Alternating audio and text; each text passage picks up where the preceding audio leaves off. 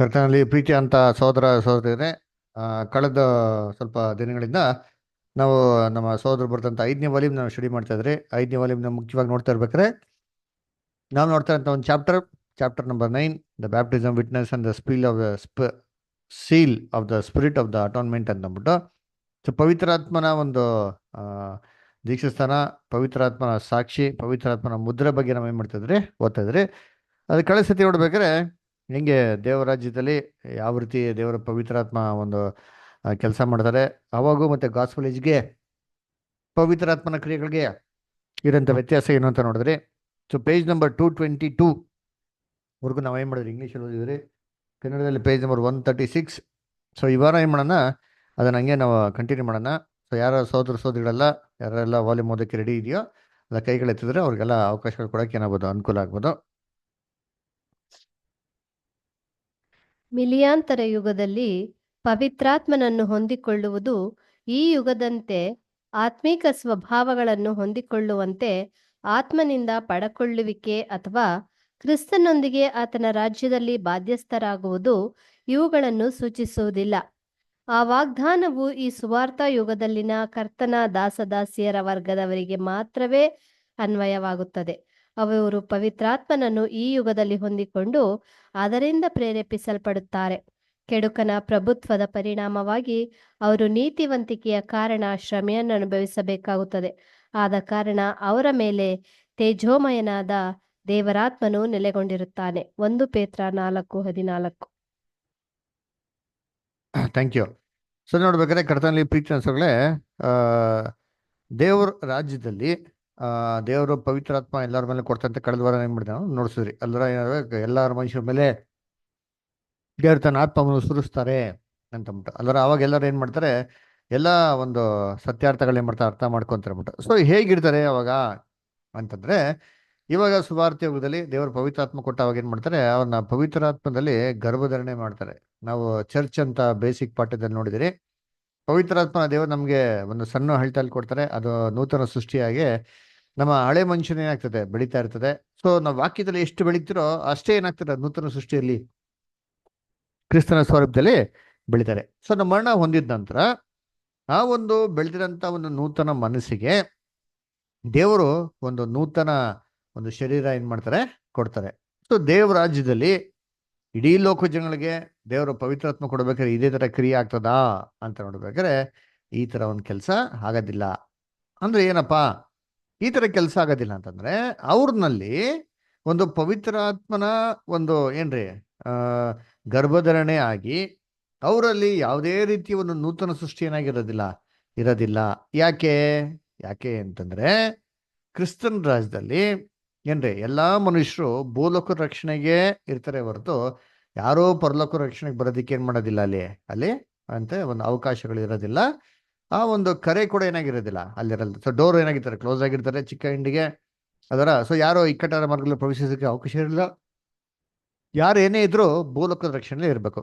So ಅವಾಗ ಗರ್ಭಧಾರಣೆ ಹೊಂದಿ ಪವಿತ್ರಾತ್ಮನ ಹುಟ್ಟಂತ ಒಂದು ಅವಕಾಶ ಪುನರುತ್ಥಾನದಲ್ಲಿ ಪವಿತ್ರಾತ್ಮನ ಆತ್ಮಿಕ ಶರೀರ ಹುಟ್ಟಂತ ಅವಕಾಶ ತಿರ್ಗಾ ಇರ್ತಾರ ದೇವರಾಜ್ಯದಲ್ಲಿ ಅಂದ್ರೆ ಇರೋದಿಲ್ಲ. ಯಾಕಂದ್ರೆ ಪ್ರತಿಯೊಬ್ಬ ಮನುಷ್ಯರು ಭೂಲೋಕ ರಕ್ಷಣೆಗೆ ಏನಾಗಿರ್ತಾರೆ, ಅವ್ರು ಬಂದಿರ್ತಾರೆ. ಸೊ ಭೂಲೋಕ ರಕ್ಷಣೆಗೆ ಬಂದಿರ್ಬೇಕಾರೆ ಅಲ್ಲಿ ತಿರ್ಗಾ ಬಂದ್ಬಿಟ್ಟು ಅಲ್ಲಿ ಏನು ಆತ್ಮಿಕ ಶರೀರದಲ್ಲಿ ಒಂದಂತ ಅವಶ್ಯಕತೆ ಇರ್ತದಾ ಅಂತಂದ್ರೆ ಆತನ ರಾಜ್ಯದಲ್ಲಿ ಅದು ಇರೋದಿಲ್ಲ. ಭೂಲೋಕದಲ್ಲಿ ಮಾಂಸಿಕ ದೇಹದಲ್ಲೇ ಎಲ್ಲರೂ ಏನಾಗ್ತಾರೆ, ರಕ್ಷಣೆನ ಹೊಂದಿರ್ತಾರೆ. ಅದರಿಂದ ನೋಡ್ಬೇಕಾರೆ ಕ್ರಿಸ್ತ ರಾಜ್ಯದಲ್ಲಿ ಸ್ಪಿರಿಟ್ ಬಿಗಾಟಲ್ ಇರೋದಿಲ್ಲ. ಪವಿತ್ರಾತ್ಮದಲ್ಲಿ ಗರ್ಭಧಾರಣೆ ಆಗಿ ನೂತನ ಸೃಷ್ಟಿ ಅಂತ ಕಾನ್ಸೆಪ್ಟ್ ಏನಾಗಿರೋದಿಲ್ಲ, ಅವಾಗ ಇರೋದಿಲ್ಲ. ಇವಾಗ ನಮ್ಗೆ ಹೆಂಗಿದೆ, ಅದರ ಹಳೆ ಮನುಷ್ಯ ಇದೆ, ಹಳೆ ಮನುಷ್ಯನಲ್ಲಿ ನೂತನ ಮನುಷ್ಯ ಏನಾಗ್ತದೆ, ಬೆಳಿತಾ ಇರ್ತಾನೆ. ಅನೇಕ ಹೋರಾಟಗಳಿರ್ತಾರೆ. ನೀತಿ ನ್ಯಾಯವಾಗಿ ಬದ್ಧವಾಗಿರ್ಬೇಕು. ಅನೀತಿ ಆಗಿರೋಂಥ ಲೋಕದಲ್ಲಿ, ಅನ್ಯಾಯ ಮೋಸ ತುಂಬಿರೋಂಥ ಲೋಕದಲ್ಲಿ ಅದಕ್ಕೆ ನಾವು ಬದ್ಧವಾಗಿದ್ದು ಏನ್ ಮಾಡ್ತೀವಿ, ಎಲ್ಲವನ್ನು ಅನ್ಯಾಯವನ್ನು ಏನ್ ಮಾಡ್ಕೋ ಸಹಿಸ್ಕೊಳ್ಳೋರಾಗಿರ್ಬೇಕು. ಅದಕ್ಕೆ ಅದಕ್ಕೆ ಯೇಸು ಕ್ರಿಸ್ತ ಹೇಳ್ತಲ್ಲ, ನೀವೇನ್ರಿ ಹಿಂಸೆ ಪಡೋರಾಗಿದ್ರೆ ನೀವು ಧನ್ಯರು, ಯಾಕೆ ದೇವರಾಜ್ಯ ನಿಮ್ಮದು ಅಂತಂದ್ಬಿಟ್ಟು ಅಲ್ಲರ. ಸೊ ಅದಕ್ಕೆ ನೋಡ್ಬೇಕಾರೆ ಏನ್ರಿ ಇನ್ನೊಂದು ವಾಕ್ಯದಲ್ಲಿ ಕೂಡ ಹೇಳ್ತಾರೆ, ಅಪೊಸ್ತಲ ಪೇತ್ರ ಕೂಡ ಹೇಳ್ತಾರೆ ನೋಡಿ. ಓದೋಣ, 1ನೇ ಪೇತ್ರ 4ನೇ ಅಧ್ಯಾಯ 14ನೇ ವಾಕ್ಯ.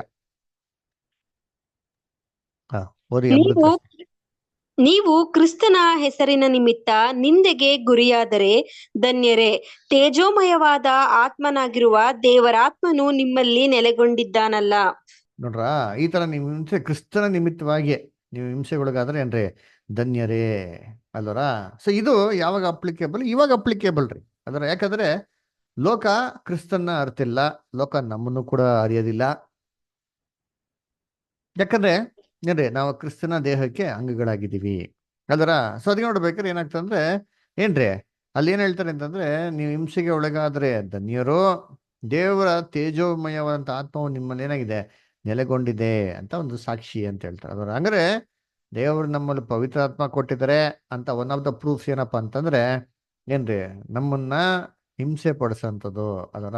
ಏನ್ರಿ ಅದು ಒಂದು ಟ್ರೇಡ್ ಮಾರ್ಕ್ ಅಂತ ಏನ್ ಮಾಡಕ್ ನಾವು ತಗೊಬೇಕು ಅದರ. ಏನ್ರಿ ಟ್ರೇಡ್ ಮಾರ್ಕ್ ಅಂತಂದ್ರೆ, ಇವಾಗ ಏನಾರ ಒಂದು ಒಳ್ಳೆ ಐಟಮ್ ತಗೊಬೇಕು ಅಂದ್ರೆ ISI ಟ್ರೇಡ್ ಮಾರ್ಕ್ ಅಂತ ನೋಡಿದ್ರೆ ಗೊತ್ತಾ, ಇಂಡಿಯನ್ ಸೇಫ್ಟಿ ಇನ್ಸ್ಟಿಟ್ಯೂಟ್ ಅವರು ಟ್ರೇಡ್ ಮಾರ್ಕ್ ಹಾಕಿದ್ರೆ ಅದು ತುಂಬಾ ಏನಾಗಿದೆ, ಸೇಫ್ಟಿ ಆಗಿದೆ. ಅದೇ ಥರ ಇದು ಪ್ರತಿಯೊಬ್ಬ ಕ್ರೈಸ್ತವರಿಗೆ ಸುವಾರ್ತೆಗಿರುವಂತ ಒಂದು ಮುದ್ರೆ. ಈ ಮುದ್ರೆ ನಮ್ಮಲ್ಲಿ ಇತ್ತು ಅಂತಂದ್ರೆ ನಾವು ತುಂಬಾ ಸಂತೋಷ ಪಡ್ಬೇಕು, ದುಃಖ ಪಡೋಂಥ ವಿಚಾರನೇ ಅಲ್ಲ. ಹಿಂಸೆ ಪಡೋರಾಗಿದೆ ಯಾರ ನಿಮಿತ್ತವಾಗಿ? ಕ್ರಿಸ್ತನ ನಿಮಿತ್ತವಾಗಿ ನಮ್ಗೇನೋ ಹಿಂಸೆ ಬಂತು ನಮ್ಮ ಜೀವನದಲ್ಲಿ, ಅದು ತುಂಬಾ ಏನ್ರಿ ದೇವರಿಗೆ ಶ್ಲಾಘ್ಯವಾಗಿದೆ. ದೇವರ ಪವಿತ್ರಾತ್ಮ ನಮ್ಮಲ್ಲಿ ಏನಾಗಿದೆ ನೆಲೆಗೊಂಡಿದೆ, ಅದರಿಂದನೇ ನಮ್ಗೆ ಏನ್ ಮಾಡ್ತಾರೆ ಅವರು ಹಿಂಸೆ ಕೊಡ್ತಾರೆ ಅಂತ ಅಂದ್ಬಿಟ್ಟು ಏನ್ರಿ ಒಂದು ಸೂಚನೆ ಅದರ. ಇದು ಗಾಸ್ಪಲ್ ಏಜ್ಗೆ ಏನಾಗಿದೆ ಸೀಮಿತವಾಗಿದೆ. ಇದು ಕ್ರಿಸ್ತನ್ ರಾಜ್ಯನಿಗೆ ಇರ್ತದಾ ಅಂದ್ರೆ ಇಲ್ಲ. ಯಾಕಂದ್ರೆ ಕ್ರಿಸ್ತನ್ ರಾಜ್ಯದಲ್ಲಿ ಯಾವುದೇ ಒಬ್ಬ ಮನುಷ್ಯಂಗೆ ಮಾಡಕ್ ಹೋಗಲ್ಲ, ಹಿಂಸೆ ಕೊಡೋದಿಕ್ಕೆ ಹೋಗೋದಿಲ್ಲ. ಅವಾಗ ಹೇಗಿರ್ತಾರೆ ಕಂಡೀಷನು? ಏಷಾಯ 11ನೇ ಅಧ್ಯಾಯ 9ನೇ ವಾಕ್ಯ ಯಾರಾದ್ರೂ ಹೋದ್ರಿ? ಏಷಯ 11:8 ಓದಿ. ಏಷಯ 11:8 ಯಾರು ಹೋದ್ರಿ? ಮೊಲೆಕೂಸು ಹಾ ಮೊಲೆಕೂಸು ನಾಗರ ಹುತ್ತದ ಮೇಲೆ ಹಾಡುವುದು, ಮೊಲೆ ಬಿಟ್ಟ ಮಗು ಹಾವಿನ ಬಿಲದ ಮೇಲೆ ಕೈ ಹಾಕುವುದು. ನನ್ನ ಪರಿಶುದ್ಧ ಪರ್ವತದಲ್ಲೆಲ್ಲ ಯಾರೂ ಕೇಡು ಮಾಡುವುದಿಲ್ಲ, ಯಾರೂ ಹಾಳು ಮಾಡುವುದಿಲ್ಲ. ಸಮುದ್ರದಲ್ಲಿ ನೀರು ಹೇಗೋ ಹಾಗೆಯೇ ಭೂಮಿಯಲ್ಲಿ ಯೆಹೋವನ ಜ್ಞಾನವು ತುಂಬಿಕೊಂಡಿರುವುದು. ನೋಡ್ರ, ನನ್ನ ಪರಿಶುದ್ಧ ಪರ್ವತದಲ್ಲಿ ಯಾರು ಕೇಡು ಮಾಡೋದಿಲ್ಲ, ಯಾರು ಹಾಳು ಮಾಡೋದಿಲ್ಲ. ಕೆಟ್ಟದ್ದಂತೂ ಯಾರು ಮಾಡಕ್ಕೆ ಹೋಗೋದಿಲ್ಲ, ಹಾಳು ಕೂಡ ಮಾಡಲ್ವಂತಾರೆ. ಏನ್ರಿ ಪರಿಶುದ್ಧ ಪರ್ವತದಲ್ಲಿ ದೇವರ ತನ್ನ ರಾಜ್ಯದಲ್ಲಿ ಯಾರೋ ಕೆಟ್ಟದ್ ಮಾಡಲ್ಲ, ಯಾರು ಹಿಂಸೆ ಕೊಡೋದಿಲ್ಲ, ಯಾರು ಏನ್ ಮಾಡೋದಿಲ್ವಂತೆ. ಆ ಒಂದು ಏನ್ರಿ ಒಬ್ರಿಗೊಬ್ರಿಗೆ ಟಾರ್ಚರ್ ಕೊಡೋ ಅಂತ ಒಂದು ವಿಚಾರನೇ ಏನಾಗಿಲ್ವಂತಾರೆ, ಹೇಳುವಂತೆ. ಎಲ್ಲರೂ ಅದಕ್ಕೆ ಹೇಳ್ತಲ್ಲ, ಪ್ರಕಟಣೆ 21:4 ಕೂಡ ಹೇಳ್ಬೇಕಂತ, ಅಲ್ಲಿ ಕಣ್ಣೀರಿಲ್ಲ, ಗೋಳಾಟ ಇಲ್ಲ, ದುಃಖ ಇಲ್ಲ ಅಂತ ನೋಡ್ತೀವಿ. ಅದ್ರ ಏನ್ ಅರ್ಥ ಅಂದ್ರೆ ಯಾವುದೇ ರೀತಿ ಒಂದು ಹಿಂಸೆ, ಮನಸ್ಸಲ್ಲಿರೋಂಥ ವೇದನೆ, ಒಂದು ದುಃಖ, ಇವೆಲ್ಲ ಯಾವುದು ಕೂಡ ಏನಾಗಿಲ್ವಂತೆ ಕ್ರಿಸ್ತನ್ ರಾಜ್ಯದಲ್ಲಿ ಇರಲ್ವಂತೆ ಅಲ್ವರ. ಹಂಗಾರೆ ಏನ್ ಮೀನಿಂಗ್ ಅಂದ್ರೆ ಮತ್ತೊಬ್ಬರಿಗೆ ಹಿಂಸೆ ಕೊಡೋಂಥ ಅವಕಾಶ ಏನಾಗಿದೆಯಲ್ಲ ಅಲ್ಲಿ ಇರೋದಿಲ್ಲ ಅಲ್ವರ. ನೀವು ಹಿಂಸೆ ಕೊಡೋಕೆ ಹೋಗ್ತಿರೋದು ಕೂಡ ದೇವ್ರ ಏನ್ ಮಾಡ್ತಾರೆ, ಅದಕ್ಕೆ ತಡೆಗಟ್ತಾರೆ ಅಲ್ವರ. ಅದು ತಡೆಗಟ್ಟಕ್ಕೆ ಅಂತ ಅಂದ್ಬಿಟ್ಟು ದೇವ್ರ ಏನ್ ಮಾಡಿದ್ರೆ ಆತನ ರಾಜ್ಯದಲ್ಲಿ ಒಂದು ಸಿಸ್ಟಮ್ನ ಇಟ್ಟಿರ್ತಾರೆ ಅದರ. ಏನಪ್ಪಾ ಅದು ಸಿಸ್ಟಮ್ ಅಂತ ನೋಡಿದ್ರೆ ಅದೇ ದೊಡ್ಡ ಸಮೂಹ ಅಲ್ವರ. ಏನ್ ದೊಡ್ಡ ಸಮೂಹ, ಯಾರಿಂದ ಎಣಿಸಲಾರದಂತ ದೊಡ್ಡ ಸಮೂಹ ಅಂತ ಇದೆ ಅಂತ ಬೈಬಲ್ ಓದ್ತಿರಲ್ಲ, ಅವರಿಗೆ ಪರಲೋಕ ರಕ್ಷಣೆ ಕೊಡ್ತಾರಲ್ಲ. ಇವಾಗ ಏನ್ ಮಾಡ್ತಾರೆ ಅದರ, ಆಲ್ರೆಡಿ ಸಹಸ್ರಾರ ಅಂತ ದೂತರುಗಳು ಏನಾಗಿದ್ದಾರೆ ಪರಲೋಕದಲ್ಲಿದ್ದಾರೆ, ಇವರು ಕೂಡ ದೂತರ ತರನೇ ಒಂದು ಸ್ವಭಾವದಲ್ಲಿ ಕೊಡ್ತಾರೆ ಅಂತಂದ್ರೆ ಇವ್ರಿಗೆ ಏನ್ ಕೆಲಸ ಹಂಗಾರೆ ಅಲ್ವರ. ಇವ್ರಿಗೇನಪ್ಪ ಕೆಲಸ ಅಂತಂದ್ರೆ ಏನ್ರಿ, ದೂತರುಗಳು ಏನ್ ಕೆಲಸ ಮಾಡ್ತಾರೆ ದೇವ್ರ ರಾಜ್ಯದಲ್ಲಿ? ಇವಾಗ ಸುವಾರ್ತೆ ಯುಗದಲ್ಲಿ ಮತ್ತೆ ಯಹುದ್ಯರ ಯುಗದಲ್ಲಿ ದೇವ್ರು ಹೇಳಿದಂಥ ಮಾತುಗಳನ್ನ ಜನಗಳಿಗೆ ಏನ್ ಮಾಡ್ತಾರೆ ಇವರು? ಹೋಗಿ ಅದನ್ನ ನಾವು ಕನ್ವೆ ಮಾಡೋರು ಅಲ್ವರ. ಅದೇ ಕ್ರಿಸ್ತನ ರಾಜ್ಯದಲ್ಲಿ ದೇವರ ಎಲ್ಲ ವಿಚಾರಗಳನ್ನ ಕನ್ವೆ ಮಾಡೋದು ಯಾರಪ್ಪ ಅಂದ್ರೆ ದೇವ್ರು ಇವ್ರ ಮುಖಾಂತರ ಏನ್ ಮಾಡ್ತಾರೆ, ಪಿತೃಗಳ ಮುಖಾಂತರ ಕನ್ವೆ ಮಾಡ್ತಾರೆ ಅದರ. ಮತ್ತೆ ಇನ್ನೇನ್ ಮಾಡ್ತಾರೆ ಅಂದ್ರೆ ಮೊದಲನೇ ಹೋಗ್ತಲ್ಲಿ ದೇವ್ರು ಏನ್ ಮಾಡಿದ್ರು, ದೂತರುಗಳಿಗೆ ಅವಕಾಶ ಕೊಟ್ರು. ಮಾಂಸದಲ್ಲಿ ಹೋಗ್ಬಿಟ್ಟು ಏನ್ ಮಾಡಿ ನೀವು ಮನುಷ್ಯರ ನಡುವೆ ಇದ್ಬಿಟ್ಟು ಮನುಷ್ಯರು ಅಧಿಕವಾಗಿ ಪಾಪಕ್ಕೆ ಹೋಗಿತ್ತಿಲ್ಲ ತಡೆಗಟ್ಟಿ ಅಂದ್ಬಿಟ್ಟು ಇವ್ರು ಏನ್ ಮಾಡ್ಬಿಟ್ರು, ಇವರ ಮಾಂಸದಲ್ಲಿ ಬಂದು ಇವ್ರ ಪಾಪ ಮಾಡ್ಬಿಟ್ರು. ಇದೇ ತರ ಕೆಲಸ ಕ್ರಿಸ್ತನ್ ರಾಜ್ಯದಲ್ಲಿ ದೊಡ್ಡ ಸಮೂಹ ಕೊಡ್ತಾರೆ. ಆದ್ರೆ ದೊಡ್ಡ ಸಮೂಹಕ್ಕೆ ಮಾಂಸದಲ್ಲಿ ಬಂದು ಹೋಗೋದಂತ ಅವಕಾಶ ಏನ್ ಮಾಡೋದಿಲ್ಲ, ಅಲ್ಲಿ ಕೊಡೋಂತ ಅವಶ್ಯಕತೆ ಇರೋದಿಲ್ಲ. ಯಾಕಂದ್ರೆ ಇವ್ರು ಮಾಂಸದಲ್ಲಿ ಇದ್ದು ಬಂದಿರೋದ್ರಿಂದ ಒಂದು ಮಾಂಸಿಕ ಸ್ವಭಾವದ ಮನುಷ್ಯನ ಒಂದು ಸ್ವಭಾವಗಳು, ಅವ್ರ ಮನಸ್ಥಿತಿಗಳು ಏನಾಗಿದೆ ಇವಾಗೆಲ್ಲ ಸಂಪೂರ್ಣ ಗೊತ್ತಿರ್ತಾರೆ ಅದರ. ಆಮೇಲೆ ದೇವದೂತ ಆಗಿರೋದ್ರಿಂದ ಅವರು ಮನುಷ್ಯನ ಆಲೋಚನೆಗಳು ಕೂಡ ಏನ್ರಿ ಓದೋದಿಕ್ಕೆ ತುಂಬಾ ಸಾಧ್ಯತೆಗಳೇನಾಗಿದೆ ಇದೆ ಅದರ. ನಾವು ಒಂದು ಸಬ್ಜೆಕ್ಟ್ ನೋಡಿದ್ರಲ್ಲ ಏನ್ರಿ, ಒಂದು ತಿಂಗಳ ಮುಂಚೆ ಅಂತ ತಿಳ್ಕೊಂತೀನಿ ಅದರ. ಏನ್ರಿ ಆಲೋಚನೆ ಅಂತ ಸಬ್ಜೆಕ್ಟ್ ಅದರ, ಥಾಟ್ಸ್ ಯೂಟ್ಯೂಬ್ ಇದೆ ನೋಡಿರ್ತೀರಿ ಅದರ. ಥಾಟ್ಸ್ ಅದರ, ನಮ್ಮ ಥಾಟ್ಸ್ಗಳು ಹೆಂಗಿದೆ ಅಂತಂದ್ರೆ ಎಲ್ಲರೂ ಏನ್ ಮಾಡ್ಬೋದು, ನಮ್ಮ ಥಾಟ್ಸ್ಗಳನ್ನ ಓದ್ಬೋದು. ಮನುಷ್ಯರು ಬಿಟ್ಟು ನಮ್ಮ ಮನುಷ್ಯಕ್ಕಿಂತ ಮೇಲಿರೋಂಥ ಎಲ್ಲ ಮೇಲಿನ ಸೃಷ್ಟಿಗಳು, ದೇವರು, ದೇವದೂತರು ಎಲ್ಲರೂ ನಮ್ಮ ಆಲೋಚನೆಗಳನ್ನ, ಪ್ರತಿಯೊಂದು ಆಲೋಚನೆ ಮಾಡ್ಬೋದು. ಅವರು ಯೋಚನೆ ಮಾಡ್ಬೋದು, ಥಿಂಕ್ ಮಾಡ್ಬೋದು. ನಮ್ಗೆ ಕರೆಕ್ಟಾಗಿ ಏನು ಮಾಡ್ತಾರೆ, ಕ್ಲೀನಾಗಿ ರೀಡ್ ಮಾಡ್ತಾರೆ ನೋಡ್ರಿ ಅಂತೀನಿ ಅಲ್ವನಾ. ಸೊ ಕ್ರಿಸ್ತನ್ ರಾಜ್ಯದಲ್ಲಿ ಇದೇ ತರ ದೊಡ್ಡ ಸಮೂಹ ಕೂಡ ಒಂದು ದೇವದೂತರ ಹಂತದಲ್ಲಿರ್ಬೇಕಾದ್ರೆ ಪ್ರತಿಯೊಬ್ಬ ಮನುಷ್ಯನ ಆಲೋಚನೆಗಳು ಏನ್ ಮಾಡ್ತಾವ್ರು ಓದಕ್ಕೆ ಸಾಮರ್ಥ್ಯ ಇರ್ತದೆ. ಆ ಮನುಷ್ಯನ್ ನೋಡಿದ ತಕ್ಷಣ ಅವ್ನು ಕೆಟ್ಟದ್ ಮಾಡ್ತಾನೆ ಗೊತ್ತಾಗಿದ ತಕ್ಷಣ ಇಮ್ಮಿಡಿಯೇಟ್ ಏನ್ ಮಾಡ್ತಾರೆ, ಅದನ್ನ ತಡೆಗಟ್ಟಿಸ್ತಾರೆ ದೇವರು. ಅದಕ್ಕೆ ಕ್ರಿಸ್ತನ್ ರಾಜ್ಯದಲ್ಲಿ ಯಾವುದೇ ರೀತಿ ಹಿಂಸೆಗಳು ಇರೋದಿಲ್ಲ. ಅವಾಗ ಈ ಒಂದು ಭಾಗ್ಯ ಏನ್ರಿ, ಕ್ರಿಸ್ತ ನಿಮಿತ್ತವಾಗಿ ಹಿಂಸೆ ಪಡೋರು ಧನ್ಯರು ಎಂಬಂತ ಒಂದು ಭಾಗ್ಯ ಅವಾಗ ಇರೋದಿಲ್ಲ. ಅದರ ಅವಾಗ ಏನಪ್ಪಾ ಅಂದ್ರೆ ಸುಖದಿಂದ ಸಮಾಧಾನ ಇದ್ರೇನೆ ಅದೇ ಒಂದು ಸೂಚನೆ ಏನಪ್ಪಾ ಅಂದ್ರೆ ದೇವರ ಪವಿತ್ರಾತ್ಮನಾಗಿರೋ ನಿಮ್ಮಲ್ಲಿ ನೆಲೆಗೊಂಡಿದೆ ಅಂತಂದ್ಬಿಟ್ಟು. ಸೊ ಅದನ್ನ ನೋಡ್ಬೇಕಾದ್ರೆ ಇದು ಒಂದು ಡಿಫ್ರೆನ್ಸ್ ಏನಪ್ಪಾ, ದೇವರ ಪವಿತ್ರಾತ್ಮ ಸುವಾರ್ಥಕದಲ್ಲಿ ದೇವ್ರ ಮಕ್ಳಿಗೆ ಕೊಡೋದಿಕ್ಕೂ, ದೇವರ ತನ್ನ ರಾಜ್ಯದಲ್ಲಿ ದೇವರ ಪವಿತ್ರಾತ್ಮನ ಇಡೀ ಲೋಕ ಜನಗಳಿಗೆ ಕೊಡೋದಕ್ಕೇನಿದೆ ಒಂದು ವ್ಯತ್ಯಾಸ. ಏನಪ್ಪಾ ಅಂತಂದ್ರೆ ಆವಾಗ ಸ್ಪಿರಿಟ್ ಬಿಗೆಟಿಂಗ್ ಟು ಅದರ್ ನೇಚರ್ ಇರೋದಿಲ್ಲ. ಬೇರೆ ಒಂದು ಸ್ವಭಾವಕ್ಕಾಗಿ ಅವನ್ನ ಗರ್ಭಧಾರಣೆ ಮಾಡಿ ಅವನ ಚೇಂಜ್ ಆಫ್ ನೇಚರ್ ಅಂತ ಮಾಡ್ತಾರಲ್ಲ ಏನ್ರಿ, ಸಭೆನ ಕರ್ಕೊಂತಾರ ನೋಡಿ, ಮಾಂಸಿಕ ದೇಹದಿಂದ ಆತ್ಮಿಕ ದೇಹಕ್ಕೆ ಮಾರ್ಪಾಡು ಮಾಡ್ತಾರೆ ಗೊತ್ತಾ ಮರಣದ ನಂತರ. ಈ ತರ ಯಾವುದೇ ರೀತಿ ಒಂದು ಚೇಂಜ್ ಆಫ್ ನೇಚರ್ ಇರೋದ ಕಾರಣದಿಂದ ಈ ತರ ಸ್ಪಿರಿಟ್ ಬಿಗೆಟಲ್ ಇರೋದಿಲ್ಲ. ಓಕೆನಾ, ಸರಿ. ಓಕೆ, ನೆಕ್ಸ್ಟ್ ಪ್ಯಾರಾಗ್ರಾಫ್ ಯಾರು ಓದ್ತೀರಾ ಬ್ರದರ್ ಸಿಸ್ಟರ್ಸ್? ಓದ್ಲಾ ಬ್ರದರ್? ಓದಿ ಸಿಸ್ಟರ್. ಮಿಲಿಯಾಂತರ ಯುಗದಲ್ಲಿ ಪವಿತ್ರಾತ್ಮನನ್ನು ಹೊಂದಿರುವುದು, ಅದನ್ನು ಹೊಂದಿರುವವರು ಮಧ್ಯಸ್ಥಗಾರನಾದ ಯೇಸುವಿನೊಂದಿಗೆ ಸಾಮರಸ್ಯದಲ್ಲಿದ್ದಾರೆಂದು ಸರಳವಾಗಿ ಸೂಚಿಸುತ್ತದೆ. ಆತನ ಆ ಅಳತೆಯಲ್ಲಿ ದೇವರೊಂದಿಗೆ ಸಾಮರಸ್ಯದಲ್ಲಿರುತ್ತಾನೆ ಮತ್ತು ದೇವರು ಮಾನವ ಜಾತಿಯವರಿಗೆ ಸಾಮಾನ್ಯವಾಗಿ ದಯಪಾಲಿಸಿರುವ ಆಶೀರ್ವಾದಗಳನ್ನು ಹೊಂದುವ ಸಾಲಿನಲ್ಲಿರುತ್ತಾನೆ. ಈ ಆಶೀರ್ವಾದಗಳು ಸ್ವಭಾವವು ದೇವರ ಸ್ವಭಾವಕ್ಕೆ ಬದಲಾವಣೆ ಅಲ್ಲ, ಆದರೆ ಆದಾಮನ ವಿಫಲತೆಯ ಕಾರಣ ಕಳೆದುಕೊಂಡವುಗಳೆಲ್ಲವನ್ನು ಪುನಃವಶಪಡಿಸಿಕೊಳ್ಳುವುದಾಗಿದೆ. ಅಪೊಸ್ತಲರ ಕೃತ್ಯಗಳು 3ನೇ ಅಧ್ಯಾಯ 19ರಿಂದ 21ನೇ ವಚನಗಳನ್ನು ನೋಡಿರಿ. ಅಂಥವರು ಪವಿತ್ರಾತ್ಮನನ್ನು ಹೊಂದಿಕೊಳ್ಳುವುದು ಎಂದರೆ ಎರಡನೆಯ ಆದಾಮನಿಂದ ಪುನಶ್ಚೇತನ ಹೊಂದಿ ಮನುಷ್ಯ ಸ್ವಭಾವದಲ್ಲಿ ಪರಿಪೂರ್ಣತೆ ಪಡೆಯುವುದಾಗಿದೆ. ಮತ್ತು ಇದನ್ನು ಮಹಾಪಾಪ ಪ್ರಾಯಚಿತ್ತ ಬಲಿಯ ಬೆಲೆ ತೆತ್ತು ಕೊಂಡುಕೊಂಡಿರುವುದು ಅವರಲ್ಲಿ ತನ್ನ ಕಾರ್ಯಾರಂಭವನ್ನು ಮಾಡುತ್ತದೆ. ಮತ್ತು ಅದು ಮುಂದುವರೆದರೆ ಅದು ಅಂತಿಮವಾಗಿ ಮಾನವರನ್ನು ದೈವಿಕ ತಂದೆಯ ಹೋಲಿಕೆಗೆ ಪುನಃ ವಶಪಡಿಸುತ್ತದೆ ಎಂಬುದೇ. Thank you sir. ಸೊ ಹಂಗಾರೆ ದೇವ್ರ ರಾಜ್ಯದಲ್ಲಿ ಏನ್ purpose, what is the purpose of god? ಅಂದ್ರೆ ಏನ್ ಯೋಜನೆ, ದೇವ್ರ ಯೋಜನೆ ದೇವ್ರ ರಾಜ್ಯದಲ್ಲಿ ಅಂತಂದ್ರೆ ಒಂದು ವಾಕ್ಯ ತಗೊಂಡಿದ್ದೀನಿ. ಅದರ ಅಪೊಸ್ತಲ ಕೃತ್ಯಗಳು 3ನೇ ಅಧ್ಯಾಯ 19ರಿಂದ 21ನೇ ವಾಕ್ಯ. ಸರೋಜ ಅಷ್ಟೇ ಓದ್ತೀರಾ?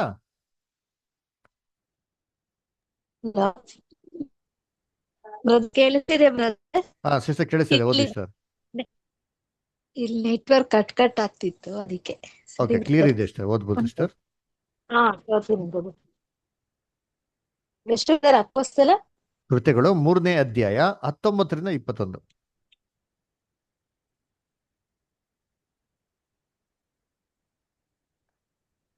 ದೇವರು ನಿಮ್ಮ ಪಾಪಗಳನ್ನು ಅಳಿಸಿಬಿಡುವ ಹಾಗೆ ನೀವು ಪಶ್ಚಾತ್ತಾಪ ಪಟ್ಟು ಆ ಕಡೆಗೆ ತಿರುಗಿಕೊಳ್ಳಿ. ತಿರುಗಿದರೆ ದೇವರ ಸನ್ನಿಧಿಯಿಂದ ವಿಶ್ರಾಂತಿ ಕಾಲಗಳು ಒದಗಿ ಆತನು ನಿಮಗೆ ನೇಮಕವಾಗಿರುವ ಕ್ರಿಸ್ತನಾದ ಯೇಸುವನ್ನು ಕಳುಹಿಸಿಕೊಡುವನು. ಕಂಟಿನ್ಯೂ 21. ಆದರೆ ಸಮಸ್ತವನ್ನು ಸರಿ ಮಾಡುವ ಕಾಲವು ಬರುವ ತನಕ ಪರಲೋಕವೇ ಆ ಕ್ರಿಸ್ತನ ಸ್ಥಾನವಾಗಿರಬೇಕು. ಆ ಕಾಲದ ವಿಷಯವಾಗಿ ದೇವರು ಪೂರ್ವದಲ್ಲಿದ್ದ ತನ್ನ ಪರಿಶುದ್ಧ ಪ್ರವಾದಿಗಳ ಬಾಯಿಂದ ಹೇಳಿಸಿದ್ದಾನೆ. Thank you sister. ಸರಿ, ನೋಡ್ಬೇಕಾದ್ರೆ ಏನಪ್ಪ ಹೇಳ್ತಾರೆ, ಸಮಸ್ತವನ್ನು ಸರಿ ಮಾಡುವಂತ ಕಾಲ ಬರುವ ತನಕ ಪರಲೋಕವೇ ಕ್ರಿಸ್ತನ ಸ್ಥಾನವಾಗಿರಬೇಕು ಅಂದ್ರ. ಸೊ ಯೇಸು ಕ್ರಿಸ್ತು ಪರಲೋಕನ ಬಿಟ್ಟು ಈ ಭೂಲೋಕಕ್ಕೆ ಬರ್ತಾರೆ ಅಂತಂದ್ರೆ ಏನಪ್ಪ ಅರ್ಥ ಅಂತಂದ್ರೆ ಸಮಸ್ತವನ್ನು ಸರಿ ಮಾಡೋದಕ್ಕೆ ಏನಾಗೋದು, ಅವರು ಬರೋದು. ಹಂಗಂದ್ರೆ ಕ್ರಿಸ್ತನ ರಾಜ್ಯದ ಮೇನ್ ಇಂಟೆನ್ಷನ್, ಪರ್ಪಸ್ ಏನಪ್ಪಾ ಅಂದ್ರೆ ಸಮಸ್ತವನ್ನು ಸರಿ ಮಾಡೋಂಥದ್ದು. ಏನ್ ಹೇಳ್ತಾರೆ ವಾಕ್ಯದಲ್ಲಿ ಅಂದ್ರೆ ಇದನ್ನ ದೇವರು ತನ್ನ ಎಲ್ಲಾ ಪ್ರವಾದಿಗಳ ಬಾಯಿಂದ ಹೇಳಿದಾರಂತೆ. ಹಂಗಾರೆ ಏನರ್ಥ, ಇಡೀ ಹಳೆ ಒಡಂಬಡಿಕೆ ಆಧಾರಗೊಂಡಿರೋದೇ ಯಾವ್ದ್ರ ಮೇಲಪ್ಪ, ಯಾವ್ದ್ರ ಮೇಲಪ್ಪ ಅದು ಬಂದ್ಬಿಟ್ಟು ಪ್ರವಾದನೆಗಳ ಮಾತುಗಳು ನೆರವೇರ್ತದೆ, ಯಾವ್ದ್ರ ಬಗ್ಗೆ ಪ್ರವಾದನೆ ಮಾಡಿದ್ದಾರೆ ಅಂತ ನೋಡಿದ್ರೆ ಇಡೀ ಹಳೆ ಒಡಂಬಡಿಕೆನೆ ಏನ್ರಿ ಸಮಸ್ತವನ್ನು ಸರಿ ಮಾಡೋದ್ ಬಗ್ಗೆ ಏನ್ ಮಾಡಿರೋದು ಅಲ್ಲಿ ಬರ್ತಿರುತ್ತೆ. ಆಗ ಸಮಸ್ತವನ್ನು ಸರಿ ಮಾಡ್ತಾನೆ, ಏನ್ ಮೀನಿಂಗು ಅದರ ಏನ್ ಮಾಡ್ತಾರೆ ಏನ್ರಿ? ಹಂಗಾರೆ ಚೇಂಜ್ ಆಫ್ ನೇಚರ್ ಮಾಡ್ತಾರ ಅಂದ್ರೆ ಇಲ್ಲ ರೀ. ಏನೋ ಒಂದು ಕೆಟ್ಟೋಗಿದೆ ಅದನ್ನೇ ಏನ್ ಮಾಡ್ತಾರೆ, ಸರಿ ಮಾಡ್ತಾರೆ ಅಂತ ಹೇಳ್ತಾರೆ. ಅದೇ ಸರಿ ಮಾಡೋದು ಏನ್ ಮೀನಿಂಗು? ಏನೋ ಒಂದು ವಸ್ತು ಏನಾಗಿದೆ, ಕೆಟ್ಟೋಗಿದೆ ಅಂತ ಅರ್ಥ. ಅದರ ಆ ಕೆಟ್ಟೋಗಿರೋದನ್ನ ಏನ್ ಮಾಡ್ತಾರಂತೆ, ಸರಿಪಡಿಸ್ತಾರಂತೆ. ಅಲ್ವರ ಹಾಗಾದ್ರೆ ಏನ್ ಕೆಟ್ಟೋಯ್ತು ಅಲ್ವರ? ನೋಡಿ, ಈ ಮಾತನ್ನ ನಮ್ಮ ಬ್ರದರು ರೀಪ್ರಿನ್ಸ್ ಅಲ್ಲಿ ಬರಿಬೇಕಾದ್ರೆ ಏನ್ ಮಾಡ್ತಾರೆ, ಡಿಬೇಟ್ ತರ ಬರೀತಾರೆ. ಡಿಬೇಟ್ ತರ ಬರ್ಬಿಟ್ಟು ಏನ್ ಹೇಳ್ತಾರೆ, ಯಾರೋ ಒಬ್ರು ಕ್ರೈಸ್ತವರಿಗೆ ವಿಟ್ನೆಸ್ ಮಾಡ್ಬೇಕಾದ್ರೆ ಸುಮ್ಮನೆ ಏನಿಲ್ಲ, ಒಂದು ವಾಕ್ಯ ಇಟ್ಕೊಂಡು ವಿಟ್ನೆಸ್ ಮಾಡಿ ಸಾಕು, ಏನೂ ಬೇಕಾಗಿಲ್ಲ ಅಂತ ಹೇಳ್ತಾರೆ. ಈ ವಾಕ್ಯದ ಒಂದೇ ಒಂದು ಅರ್ಥ, ಒಬ್ಬ ಕ್ರೈಸ್ತವನು, ಆರ್ಡಿನರಿ ಕ್ರೈಸ್ತವನು ಇನ್ನು ಎಕ್ಸ್ಪ್ಲೇನ್ ಮಾಡ್ಬಿಡ್ಲಿ ಸಾಕು ಅಂತೀನಿ, ಅವ್ನು ಎಕ್ಸ್ಪ್ಲೇನ್ ಮಾಡಕ್ಕೆ ಆಗೋದಿಲ್ಲ.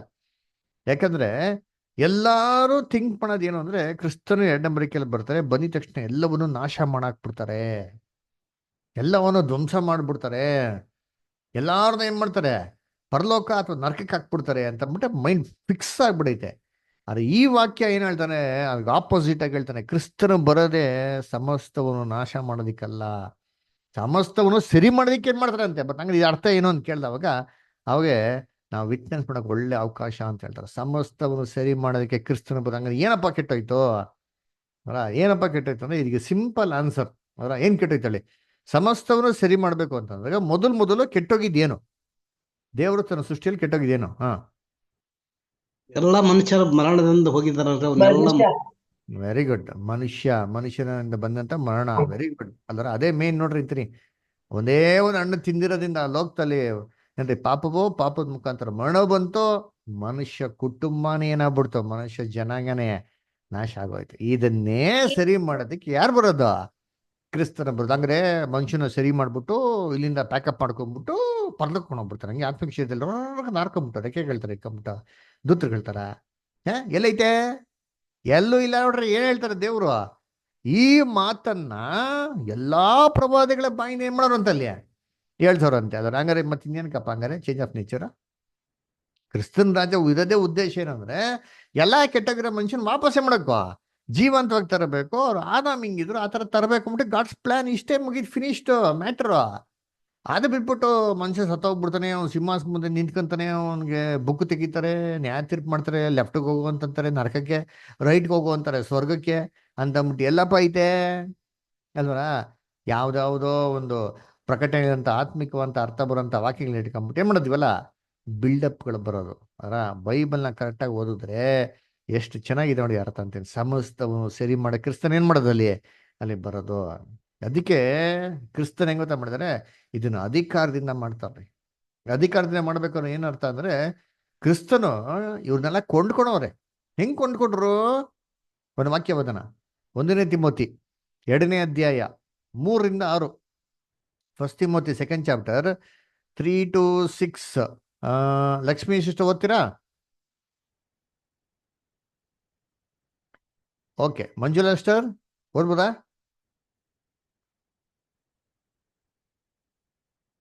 ಬ್ರದರ್ ನಾನು ಹೊರಗಡೆ ಇದ್ದೀನಿ ಬ್ರದರ್. ಓಕೆ, ಬ್ರದರ್ ಓದ್ತೀನಿ ಬ್ರದರ್. ಓದಿ ಸಿಸ್ಟರ್. ಸಭಾ ಅಧ್ಯಕ್ಷನು ಇಲ್ಲ, ದೋಷಾರೋಪ 1 ತಿಮೋತಿ 2ನೇ ಅಧ್ಯಾಯನ ಎರಡು ಅಲ್ಲ ಬ್ರದರ್. ಹಾ. 2 3-6 ಓದಿ. 3 ಹಾ ಬ್ರದರ್. 1 ತಿಮೋತಿ 2nd chapter 3-6. ಹಾಗೆ ಮಾಡುವುದು ನಮ್ಮ ರಕ್ಷಕನಾದ ದೇವರ ಕರೆಕ್ಟ್ ಬ್ರದರ್? ಕರೆಕ್ಟ್ ಓದಿ ಕರೆಕ್ಟ್ ಆಗಿದೆ ಓದಿ. ಹಾಗೆ ಮಾಡುವುದು ನಮ್ಮ ರಕ್ಷಕನಾದ ದೇವರ ಸನ್ನಿಧಿಯಲ್ಲಿ ಮೆಚ್ಚುಗೆಯಾಗಿಯೂ ಯೋಗ್ಯವಾಗಿಯೂ ಅದೇ. ಎಲ್ಲ ಮನುಷ್ಯರು ರಕ್ಷಣೆ ಹೊಂದಿ ಸತ್ಯದ ಜ್ಞಾನಕ್ಕೆ ಸೇರಬೇಕೆಂಬುದೇ ಆತನ ಚಿತ್ತವಾಗಿದೆ. ಏನ್ ಹೇಳ್ತಾರೆ? ಎಲ್ಲಾ ಮನುಷ್ಯರು ರಕ್ಷಣೆ ಹೊಂದಿ ಏನ್ರಿ ಸತ್ಯಕ್ಕೆ ಸೇರ್ಬಿಟ್ಟು ಯಾರ ಚಿತ್ತ ಅಂತೆ? ದೇವ್ ಚಿತ್ತ ಅಂತೆ. ದೇವ್ ಚಿತ್ತ ಇದು. ಅರೆ ಎಲ್ಲಾ ಮನುಷ್ಯ ಏನಾಗ್ತಿಲ್ಲ ರಕ್ಷಣೆ ಹೊಂದಿ ಸತ್ಯಕ್ಕೆ ಬರ್ತಾ ಇಲ್ಲ. ಅವಾಗ ಏನಂತ ಅಂದ್ಬಿಡುತ್ತೆ, ಅವ್ರಿಗೆ ಇಷ್ಟ ಇಲ್ಲ, ಅದಕ್ಕೆ ಬರ್ತಾ ಇಲ್ಲ, ಅದಕ್ಕೆ ದೇವ್ ಚಿತ್ತ ಏನಾಗ್ತಿಲ್ಲ, ನೆರವೇರ್ತಾ ಇಲ್ಲ. ಓಹೋ, ಹಂಗಾದ್ರೆ ಏನ್ರಿ ಮನುಷ್ಯನ ಚಿತ್ತ ದೇವ್ ಚಿತ್ತಕ್ಕಿಂತ ಪವರ್ಫುಲ್. ಮನುಷ್ಯನ ಚಿತ್ತ ದೇವ್ ಚಿತ್ತಕ್ಕಿಂತ ಏನ್ರಿ ತುಂಬಾ ಬಲಶಾಲಿ ನೋಡ್ರಿ ಅಂತೀನಿ. ಅದರ ದೇವ್ರು ಏನ್ ಪ್ಲಾನ್ ಮಾಡಿದ್ರೆ ಆಗಲ್ಲ ರೀ, ಮನುಷ್ಯಂಗೆ ಇಷ್ಟ ಇಲ್ಲ ಅಂತಂದ್ರೆ ಹಂಗ ಬೈಬಲ್ ಎಷ್ಟು ಚೆನ್ನಾಗಿ ಹೇಳ್ತಾ ಹೊಡಿತೀರಿ, ದೇವರ ಚಿತ್ತ ಏನಪ್ಪ ಅಂದ್ರೆ ಎಲ್ಲಾ ಮನುಷ್ಯರು ರಕ್ಷಣೆ ಹೊಂದ್ಬೇಕು. ಅಂಡರ್ಲೈನ್ ಮಾಡ್ಕೊಳ್ಳಿ, ಅದೇ ಸಮಸ್ತವನ್ನು ಸರಿ ಮಾಡೋಂಥದ್ದು. ಏನು ರಕ್ಷಣೆ ಹೊಂದ್ಬಿಟ್ಟು ಏನ್ ಮಾಡ್ಬೇಕು? ಸತ್ಯದ ಜ್ಞಾನಕ್ಕೆ ಬರಬೇಕು. ಪರಿಜ್ಞಾನ, ಬುದ್ಧಿ, ತಿಳುವಳಿಕೆ ಎಲ್ಲ ನಿಟ್ಟಿಗೆ ಏನಾಗಬೇಕು? ಆಗ್ಬೇಕು. ನಿಜವಾದ ದೇವ್ರು ಯಾರು? ಸತ್ಯನ ಏನೋ ಅದರ ಏನ್ರಿ ಸತ್ಯನ ಯೇಸು ಕ್ರಿಸ್ತ ಹೇಳ್ತಾರಲ್ಲ, ನಾವು ಒಬ್ಬನೇ ಸತ್ಯ ದೇವ, ನಿನ್ನನ್ನು ಏನ್ರಿ ನೀನು ಕಳ್ಸ್ಕೊಂತ ಯೇಸು ಕ್ರಿಸ್ತನ್ ತಿಳಿಯೋದೇ ನಿತ್ಯ ಜೀವ. ಈ ಸತ್ಯನ ಪ್ರತಿಯೊಬ್ಬ ಮನುಷ್ಯ ತಿಳಿಸೋದಿಕ್ಕೇನೆ ಕ್ರಿಸ್ತನ್ ಏನಾಗೋದು ಅಲ್ಲಿ ದೇವ್ರು. ಇದು ಗಾಡ್ಸ್ ಪ್ಲಾನ್ ಅಂತೆ. ನಮ್ ನೆಕ್ಸ್ಟ್ ಏನ್ ಹೇಳ್ತಾರೆ? ಕಂಟಿನ್ಯೂ ಮಾಡಿ ನೆಕ್ಸ್ಟ್ ಮುಂದಕ್ಕೆ ಏನ್ ಹೇಳ್ತಾರೆ?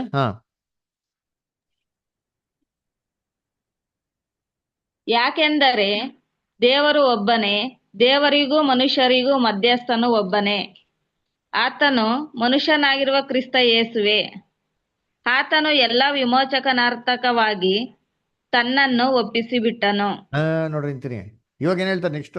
ಕ್ರಿಸ್ತನು ಏನ್ ಮಾಡೋದಂದ್ರೆ ದೇವರ ಚಿತ್ತ ಇದನ್ನು ನೆರವೇರಿಸೋದಿಕ್ಕೆ ಏನಪ್ಪ ಮಾಡಿದ್ರು ಅಂದ್ರೆ ತನ್ನನ್ನು ತಾನೇ ಏನ್ ಮಾಡೋದಂತೆ ವಿಮೋಚನಾ ಕ್ರಯಧನವಾಗಿ ಒಪ್ಪಿಸಿದ್ರು. ವಿಮೋಚನಾರ್ಥಕವಾಗಿ ಅಂತ ಹೇಳ್ತಾರೆ.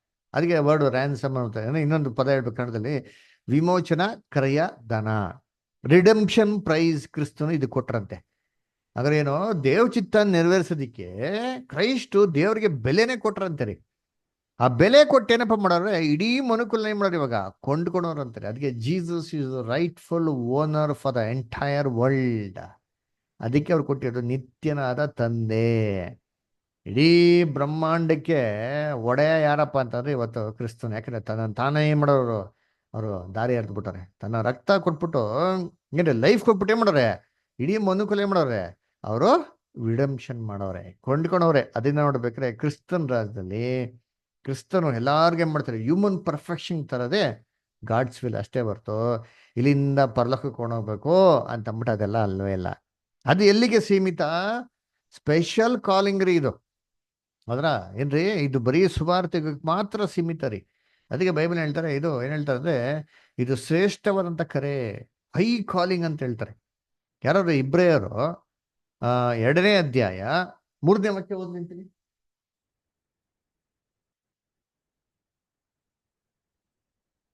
ಈಬ್ರೂಸ್ ಎಲ್ಲಿ? ಶಾಂತ ಮಾಸ್ಟರ್ ಓದ್ತೀರಾ? ಶಾಂತ ಮಾಸ್ಟರ್ ಇಲ್ಲ, ಇದ್ದೀರಾ? ಓದ್ರಿ. ಬ್ರದರ್ ಓದ್ತೀನಿ. ಎಷ್ಟನೇ ಅಧ್ಯಾಯ ಇಬ್ರು? ಇಬ್ರಿಯರು 3ನೇ ಅಧ್ಯಾಯ ಸಿಸ್ಟರ್. ವಚನ ಬ್ರದರ್? 3ನೇ ಅಧ್ಯಾಯದಲ್ಲಿ 3ನೇ ವಾಕ್ಯ ಸಿಸ್ಟರ್. ಹಾ ಬ್ರದರ್. ಸರಿ 2ನೇ ಅಧ್ಯಾಯ ಕ್ಷಮಿಸಿ, 2ನೇ ಅಧ್ಯಾಯ 3ನೇ ವಾಕ್ಯ ಕ್ಷಮಿಸಿ. 2, 3 ಅದೇ ಓದಿದ್ದು. ಮನೆಗಿಂತ ಮನೆ ಕಟ್ಟಿದವನಿಗೆ ಹೆಚ್ಚಾದ ಮಾನವ ಇರುವುದರಿಂದ ಮೋಶೆಗಿಂತ ಯೇಸು ಹೆಚ್ಚಾದ ಮಾನಕ್ಕೆ ಯೋಗ್ಯನೆಂದು ಇಲ್ಲ ಇಲ್ಲ ಇಲ್ಲ ಇಲ್ಲ ಇಲ್ಲ. ಇಬ್ರಿಯರು 2ನೇ, ಒಂದ್ ನಿಮಿಷ. ಇಬ್ರಿಯರು 2ನೇ ಅಧ್ಯಾಯ 3ನೇ ವಾಕ್ಯ. ನಮ್ಮ ಮುಂದಿಟ್ಟಿರುವ ಈ ಅತ್ಯಂತ ವಿಶೇಷ ರಕ್ಷಣೆಯನ್ನು ನಾವು ಅಲಕ್ಷ್ಯ ಮಾಡಿದರೆ ತಪ್ಪಿಸಿಕೊಳ್ಳುವುದು ಹೇಗೆ? ಇದು ಕರ್ತನಿಂದ ಮೊದಲು ಹೇಳಲ್ಪಟ್ಟಿತು. ಅತ್ಯಂತ ವಿಶೇಷವಂತ ರಕ್ಷಣೆ. ಅಂಡರ್ಲೈನ್ ಮಾಡ್ಕೊಳ್ಳಿ, ವಿಶೇಷವಂತ ರಕ್ಷಣೆ ರೀ. ಇದೇನ್ ಸ್ಪೆಷಲ್ ಆಪರ್ಚುನಿಟಿ ತಿರ್ಗಾ ಸಿಗ್ತದ? ಈಗ ಅಮೆಝಾನ್ ನಲ್ಲಿ ಆಫರ್ ಬಿಡ್ತಾರೆ ನೋಡಿ. ಯಾವಾಗ ಬಿಡ್ತಾರೆ ಆಫರ್?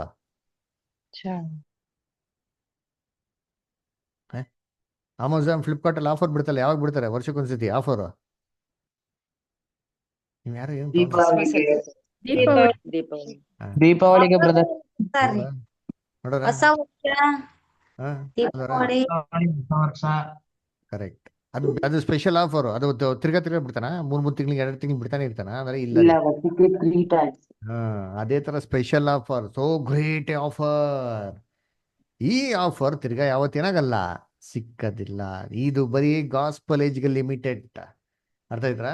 ಅದಕ್ಕೆ ಹೇಳೋದು ಯೇಸು ಕ್ರಿಸ್ತ ಯಾರೋ ಶಿಷ್ಯನಾಗೋದಕ್ಕೆ ಆಸೆ ಪಟ್ರೆ ಮನ್ಸಿದ್ಯಾ ಬರ್ರಿ, ಎವ್ರಿಬಡಿ ಕ್ಯಾನ್ ಕಮ್. ಆದ್ರೆ ನಿಮಗ್ ಮನ್ಸಿರ್ಬೇಕು. ಮನ್ಸಿದ್ರೆ ಏನ್ ಮಾಡ್ಬೇಕು? ಫಸ್ಟ್ ಏನ್ ಮಾಡ್ಬೇಕು? ಕ್ರಿಸ್ತನ ಒಂದು ಏನ್ ಮಾಡ್ಬೇಕು? ತನ್ನನ್ನು ತಾನೇ ನಿರಾಕರಿಸಿ ತನ್ನ ಶಿಲ್ಪಿ. ವೆರಿ ಗುಡ್ ಅಲ್ವರಾ? ತನ್ನನ್ನು ತಾನೇ ನಿರಾಕರಿಸ್ಬೇಕು ನೋಡ್ರಿ. ಮೆಜಾರಿಟಿ ಕ್ರೈಸ್ತವರು ಇದು ಮಾಡೋದೇ ಇಲ್ಲ ಅಲ್ವರಾ? ಎಷ್ಟು ಜನ ಮಾಡ್ತಾರೆ? ಸತ್ಯ ತಿಳಿದಿರೋಂಥ ಮಕ್ಕಳು, ಸತ್ಯ ತಿಳಿದಿರೋ ಮಕ್ಕಳು ತನ್ನನ್ನು ತಾನೇ ನಿರಾಕರಿಸಲ್ಲ ರೀ. ಸ್ವಾರ್ಥಿಗಳು ತಮ್ಮದೇ ಆದಂತ ಎಷ್ಟೋ ಒಂದು ಆಸೆಗಳೆಲ್ಲ ಏನ್ ಮಾಡ್ತಾರೆ? ಎಲ್ಲ ಕೀಪ್ ಅಪ್ ಮಾಡಿ ಪ್ಯಾಕಪ್ ಮಾಡಿ ಹಿಡಿತಾರೆ. ಸುಮ್ಮನೆ ಹೇಳ್ಕೊಳೋದು, ನಾ ಬಿಟ್ಬಿಡ್ತೀನಿ ಏನು ಬಿಡೋದಿಲ್ಲ. ಎರಡನೇದೇನಂತೆ? ಶಿಲ್ಬೆ ಹೊತ್ತು ಬರ್ಬೇಕು. ಶಿಲ್ಬೆ ಅಂದ್ರೆ ಏನು? ಕ್ರಿಸ್ತನ್ಗೋಸ್ಕರ ಏನ್ ಮಾಡ್ಬೇಕು? ಕಷ್ಟ ಸಂಕಟಗಳು ಸೈಜ್ ಅನ್ಭವಿಸ್ಕೊಂತೀರಾ? ಕ್ರಿಸ್ತನ್ಗೋಸ್ಕರ ಸಹಿಸ್ಕೊಂತೀರಾ? ಹೇಳ್ರಿ, ಕಷ್ಟ ಸಂಕಟಗಳನ್ನ ಅನುಭವಿಸ್ತೀರಾ? ಸಹಿಸ್ಕೊಂತೀರಾ? ಅನುಭವಿಸ್ಬೇಕು, ರಿಸ್ಕ್ ತಗೊಬೇಕು. ಇವಾಗ ಇಮ್ಯಾಜಿನ್ ಮಾಡಿ, ಒಂದು ಎಕ್ಸಾಂಪಲ್ ಹೇಳ್ತೀನಿ ಔಟ್ ಆಫ್ ದಿ ಸ್ಕ್ರಿಪ್ಚರ್ಸ್. ನೋಡಿ, ಇವಾಗ ಇಂಡಿಗೋ ಏರ್ಕ್ರಾಫ್ಟ್ ಏನಾಗೋಯ್ತು, ಫುಲ್ ಲಾಕ್ ಆಗ್ಬಿಡ್ತು, ಎಲ್ಲ ಕಡೆ ಬಂದ್ಬಿಟ್ಟು ಪ್ಲೇನ್ ಎಲ್ಲ ಏನ್ ಮಾಡ್ಬಿಟ್ರ, ಕ್ಯಾನ್ಸಲ್ ಮಾಡ್ಬಿಟ್ರೆ ಎಷ್ಟೋ ಕಡೆ ಅಲ್ರ. ಎಷ್ಟೋ ಜನ ಕ್ರಿಟಿಕಲ್ ಹೋಗ್ಲೇಬೇಕು, ಅವಾಗ ಏನ್ ಮಾಡಿದ್ರು ಅವರು? ಒಂದು ರಿಸ್ಕ್ ತಗೊಂಡ್ರು. ಫ್ಲೈಟಲ್ಲಿ ಹೋಗೋದಕ್ಕಾಗಲ್ಲ ಕಂಫರ್ಟಬಲ್ ಆಗಿ.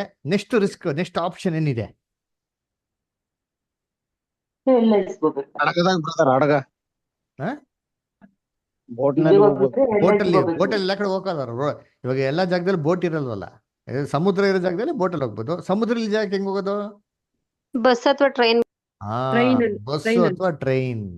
ಟ್ರೈನ್ ಇಮಿಡಿಯೇಟ್ ಬುಕ್ ಮಾಡೋದು ಸಿಕ್ಬಿಡ್ತಾರಾ? ಇಲ್ಲ ಬ್ರದರ್, ಸಿಗಲ್ಲ. ಬಸ್ ಇದೆ ಅದರ.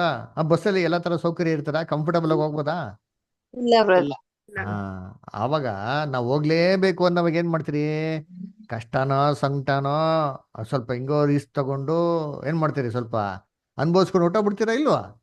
ಈ ತರ ರಿಸ್ಕು ನಾವು ಕ್ರಿಸ್ತನ್ಗೋಸ್ಕರ ತಗೊಬೇಕ್ರಿ. ಏನೋ ನಮ್ಮ ಸ್ವಾರ್ಥಕ್ಕೋಸ್ಕರ ಅಲ್ಲ. ನಮ್ಮ ಸ್ವಾರ್ಥಕ್ಕಾಗಿ ಏನ್ ಮಾಡ್ತೀವಿ? ಎಲ್ಲ ರಿಸ್ಕ್ ತಗೊಂತೀರಿ ಗೊತ್ತಾ? ಎಲ್ಲಿ ಬೇಕಾದ್ರೆ ಏನ್ ಮಾಡ್ತೀರಿ? ಎಲ್ಲ ಟ್ರಾವೆಲ್ ಮಾಡ್ತೀವಿ. ಕ್ರಿಸ್ತನ್ಗೋಸ್ಕರ ರಿಸ್ಕ್ ತಗೊಬೇಕು. ಇದೇ ಶಿಲ್ವೆ ಎತ್ಕೊಳೋದು. ಮೂರನೇ ಪಾಯಿಂಟ್ ಏನು? ಮೊದಲನೇ ಪಾಯಿಂಟ್ ನಿರಾಕರಿಸೋದು, ಎರಡನೇ ಪಾಯಿಂಟ್ ಶಿಲ್ವೆ ಎತ್ಕೊಳೋದು, ಮೂರನೇ ಪಾಯಿಂಟ್ ಏನು? ಏನಪ್ಪ, 33 ಜನರಲ್ಲಿ ಒಬ್ರಿಗೂ ಗೊತ್ತಿಲ್ವಾ? ಹಿಂದೆ ಹಿಂಬಾಲಿಸೋದು ಬ್ರದರ್. ಯಾರದಮ್ಮ ಹಿಂದೆ ಹಿಂಬಾಲಿಸೋದು? ಸ್ವಾಮಿನ ಹಿಂಬಾಲಿಸೋದು ಬ್ರದರ್. ಹೇಳ್ರಿ, ಕ್ಲಿಯರ್ ಆಗಿ ಹೇಳ್ಬೇಕು. ನಾನು ಇದೇ ತರ ನಿಮ್ಗೆ ಪಾಠ ಮಾಡಿದ್ರೆ ಇಲ್ಲ ಬ್ರದರ್, ಮ್ಯೂಟ್ ಮಾಡಿದ್ವಿ, ತೆಗಿಯಕ್ ಲೇಟ್ ಆಯ್ತು. ಲೇಟ್ ಆಯ್ತು, ಸರಿ, ಗುಡ್.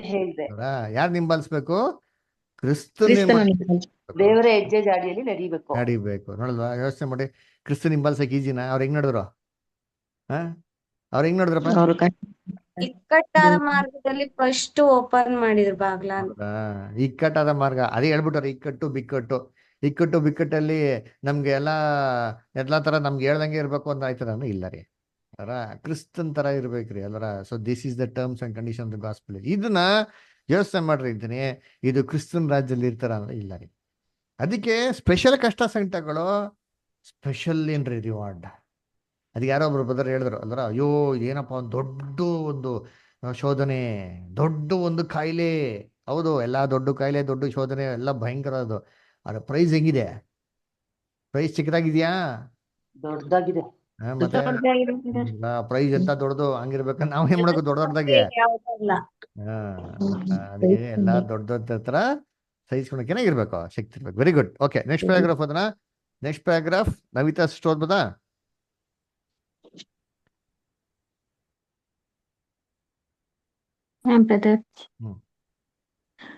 ನಮ್ಮ ಕರ್ತನಾದ ಯೇಸುವು ಮಿಲಿಯಾಂತರ ಯುಗದಲ್ಲಿ ಈ ಲೋಕದ ಪುನಶ್ಚೇತಕನಾಗಿ ಲೋಕಕ್ಕೆ ನೀಡಲಿರುವ ಆಶೀರ್ವಾದಗಳನ್ನು ಆತನು ಸ್ವಂತ ಬಲಿದಾನದ ಬೆಲೆ ತೆತ್ತು ಕೊಂಡುಕೊಂಡಿದ್ದಾನೆ ಎಂಬುದನ್ನು ನಾವು ಜ್ಞಾಪಕದಲ್ಲಿಟ್ಟುಕೊಳ್ಳಬೇಕು. ಆತನು ಮಾನವನಾದ ಯೇಸುಕ್ರಿಸ್ತನಾಗಿ ದಂಡನೆಗೊಳಗಾಗಿದ್ದ ಮಾನವ ಆದಾಮನ ಅನುರೂಪವಾದ ಬೆಲೆಯನ್ನು ತೆತ್ತಿದ್ದಾನೆ. ಹೀಗಾಗಿ ಆತನು ಪುರುಷತ್ವ, ಹಕ್ಕುಗಳು, ಸೌಕರ್ಯಗಳು, ಜೀವ ಮತ್ತು ಆದಾಮನ ರಾಜ್ಯ ಇವೆಲ್ಲವುಗಳನ್ನು ಪಾಪ ಪ್ರಾಯಶ್ಚಿತ್ತ ಮಹಾ ಬಲಿದಾನದ ಮೂಲಕ ಕೊಂಡುಕೊಂಡನು. ಈ ಕೊಂಡುಕೊಂಡ ಸಂಗತಿಗಳು ಪುನಶ್ಚೇತನಗೊಂಡ ಲೋಕಕ್ಕೆ ಅದರ ಪುನಶ್ಚೇತಕ ಅಥವಾ ತಂದೆಯ ಮೂಲಕ, ಅಂದರೆ ಎರಡನೇ ಆದಾಮನಾದ ಕ್ರಿಸ್ತ ಯೇಸುವಿನಲ್ಲಿ ಪುನಃ ವಶಪಡಿಸಲಾಯಿತು. ಎಫೆಸದವರಿಗೆ 1ನೇ ಅಧ್ಯಾಯ 14ನೇ ವಚನ, ಅಪೊಸ್ತಲ ಕೃತ್ಯಗಳು 3ನೇ ಅಧ್ಯಾಯ 19ರಿಂದ 23 ವಚನಗಳು. Thank you sister. ಓಕೆ, ಯಾರಾದ್ರು ಎಫೆಸ 1ನೇ ಅಧ್ಯಾಯ 14ನೇ ವಾಕ್ಯ ಹೋದ್ರಿ? ಯಾರು ಬೈಬಲ್ ಓದಿಲ್ಲ ಅವ್ರು ಓದ್ರಿ. ಎಫೆಸ ಬರೆದಂತ ಪತ್ರಿಕೆ 1:14. ಶಾಂತನಷ್ಟು ಓದ್ತೀರಾ? ಹೌದ್ರಿ. ದೇವರು ಸಂಪಾದಿಸಿಕೊಂಡ ಜನರಿಗೆ ವಿಮೋಚನೆ ಆಗುವುದಕ್ಕೆ ಎಂಬುದಕ್ಕೆ ಪವಿತ್ರಾತ್ಮನು ನಮ್ಮ ಬಾಧ್ಯತೆಗೆ ಸಂಚಾರಕರಾಗಿದ್ದಾನೆ. ಈ ವಿಮೋಚನೆಯು ದೇವರ ಮಹಿಮೆಗೆ ಎಷ್ಟೋ ಪ್ರಖ್ಯಾತಿಯನ್ನು ಉಂಟು ಮಾಡುವುದು. ಓಕೆ, ನಮ್ಮ ಬಾಧ್ಯತೆಗೆ ದೇವ್ರ ಏನಪ್ಪ ಒಂದು ಕೊಟ್ಟಿದ್ದಾರೆ? ಒಂದು ಗ್ಯಾರಂಟಿ ಕೊಟ್ಟಿದ್ದಾರಂತೆ. ಏನೋ ವಿಮೋಚನೆಗೆ ಒಂದು ಗ್ಯಾರಂಟಿ ಏನಪ್ಪಾ ಅಂದ್ರೆ, ಪವಿತ್ರ ಆತ್ಮನ ನಮ್ಮಲ್ಲಿ ಸಂಚಾರವಾಗಿ ಇಟ್ಟಿರೋದೇ ಅವನ ಗ್ಯಾರಂಟಿ ಅಂತ ಹೇಳ್ತಾರೆ. ಅಂದ್ರೆ ಏನ್ರಿ, ರಿಡಂಪ್ಷನ್ ಪ್ರೈಸ್ ಯೇಸು ಕ್ರಿಸ್ತು ಕೊಟ್ಟಿದ್ದಾರೆ ಅಂತ ಅಂದ್ಬಿಟ್ಟು ಒನ್ ಆಫ್ ದ ಪ್ರೂಫ್ ಏನಪ್ಪಾ ಅಂದ್ರೆ, ದೇವ್ರು ನಮಗೆ ಹೋಲಿ ಸ್ಪಿರಿಟ್ ರಿಲೀಸ್ ಮಾಡಿ ನಮಗೆ ಕೊಟ್ಟರು ಗೊತ್ತಾ, ದಟ್ ಈಸ್ ಅ ಪ್ರೂಫ್ ಅಂತ ಏನ್ ಮಾಡ್ತಾರೆ ಹೇಳ್ತಾರೆ. ಅಲ್ಲ, ಅದಕ್ಕೆ Jesus paid ransom for everybody. ಅದರಿಂದ ಏನ್ ಮಾಡೋದು, ಎಲ್ಲಾರು ಏನ್ ಮಾಡೋರು ಇವಾಗ ಕೊಂಡ್ಕೊಂಡವ್ರೆ. ಅದರ ಅವ್ರೇನ್ ಮಾಡ್ಬೋದು, ಎಲ್ಲಾ ಕೊಂಡ್ಕೊಂಡ ವ್ಯಕ್ತಿಗಳನ್ನ ತನ್ನ ಇಷ್ಟದ ಅನುಸಾರವಾಗಿ ಮಾಡೋದವ್ರು ಅವ್ರು ನಡೆಸ್ಬೋದು. ಓಕೆನಾ? ಸರಿ, ಅದೇ ಪ್ಯಾರಾಗ್ರಾಫ್ ಹೇಳೋದು. Okay, next paragraph. Next paragraph Amrita ಅಷ್ಟು ಓದ್ತೀರಾ? ಓದ್ತೀನಿ ಬ್ರದರ್. ಓಕೆ. ನಮ್ಮ ಕರ್ತನಾದ ಯೇಸುವು ಮನುಷ್ಯ ದೇಹಧಾರಿಯಾಗಿದ್ದಾಗ ಆತನು ಎರಡನೆಯ ಆದಾಮನಾಗಿರಲಿಲ್ಲ. ಆದರೆ ಪುನರುತ್ಥಾನದ ನಂತರ ಆತನು ಮಹಿಮಾ ಶರೀರಧಾರಿಯಾಗಿ ಎರಡನೆಯ ಆದಾಮನಾದನು ಎಂಬ ಸತ್ಯವು ಆತನು ಜನಾಂಗದ ಎರಡನೆಯ ತಂದೆಯಾಗಿ ಪುನಶ್ಚೇತನದಲ್ಲಿ ಮನುಕುಲಕ್ಕೆ ಆತ್ಮೀಕ ಜೀವ ಅಥವಾ ಆತ್ಮೀಕ ವ್ಯಕ್ತಿಯನ್ನು ನೀಡುವನು ಎಂಬ ಅಭಿಪ್ರಾಯವನ್ನು ನೀಡುವುದಿಲ್ಲ. ಇದಕ್ಕೆ ವ್ಯತಿರಿಕ್ತವಾಗಿ ಇಲ್ಲಿ ಉಪಯೋಗಿಸಿರುವ ತಂದೆ ಎಂಬುದರ ಆಲೋಚನೆಯು ಯಾವುದೇ ಸ್ವಭಾವಕ್ಕೆ ಸಂಬಂಧಿಸದೆ ಜೀವದಾಯಕ ಎಂಬುದಾಗಿದೆ. ಈ ರೀತಿಯಾಗಿ ತಂದೆಯಾದ ಆದಾಮನ ಸೃಷ್ಟಿಯಲ್ಲಿ ಆತನನ್ನು ದೇವರ ಮಗನು ಎಂದು ಕರೆಯಲಾಗಿದೆ. ಆತನು ದೇವರ ನೈತಿಕತೆಗೆ ತಕ್ಕಂತೆ ಮತ್ತು ದೇವರ ಸ್ವರೂಪದಲ್ಲಿ ಉಂಟು ಮಾಡಲ್ಪಟ್ಟವನೇ ಹೊರತು ದೈವಿಕ ಸ್ವಭಾವದಲ್ಲಿ ಆತನು ಉಂಟು ಮಾಡಲ್ಪಟ್ಟನು ಎಂಬ ಅಭಿಪ್ರಾಯದಿಂದಲ್ಲ. ಯಾಕೆಂದರೆ ಆತನು ಈ ಲೋಕಕ್ಕೆ ಬಂದು ಲೌಕಿಕನೂ ಆಗಿದ್ದಾನೆ, ಆದರೆ ದೇವರು ಆತ್ಮಸ್ವರೂಪಿ ಎಂದು ನಾವು ತಿಳಿದಿದ್ದೇವೆ.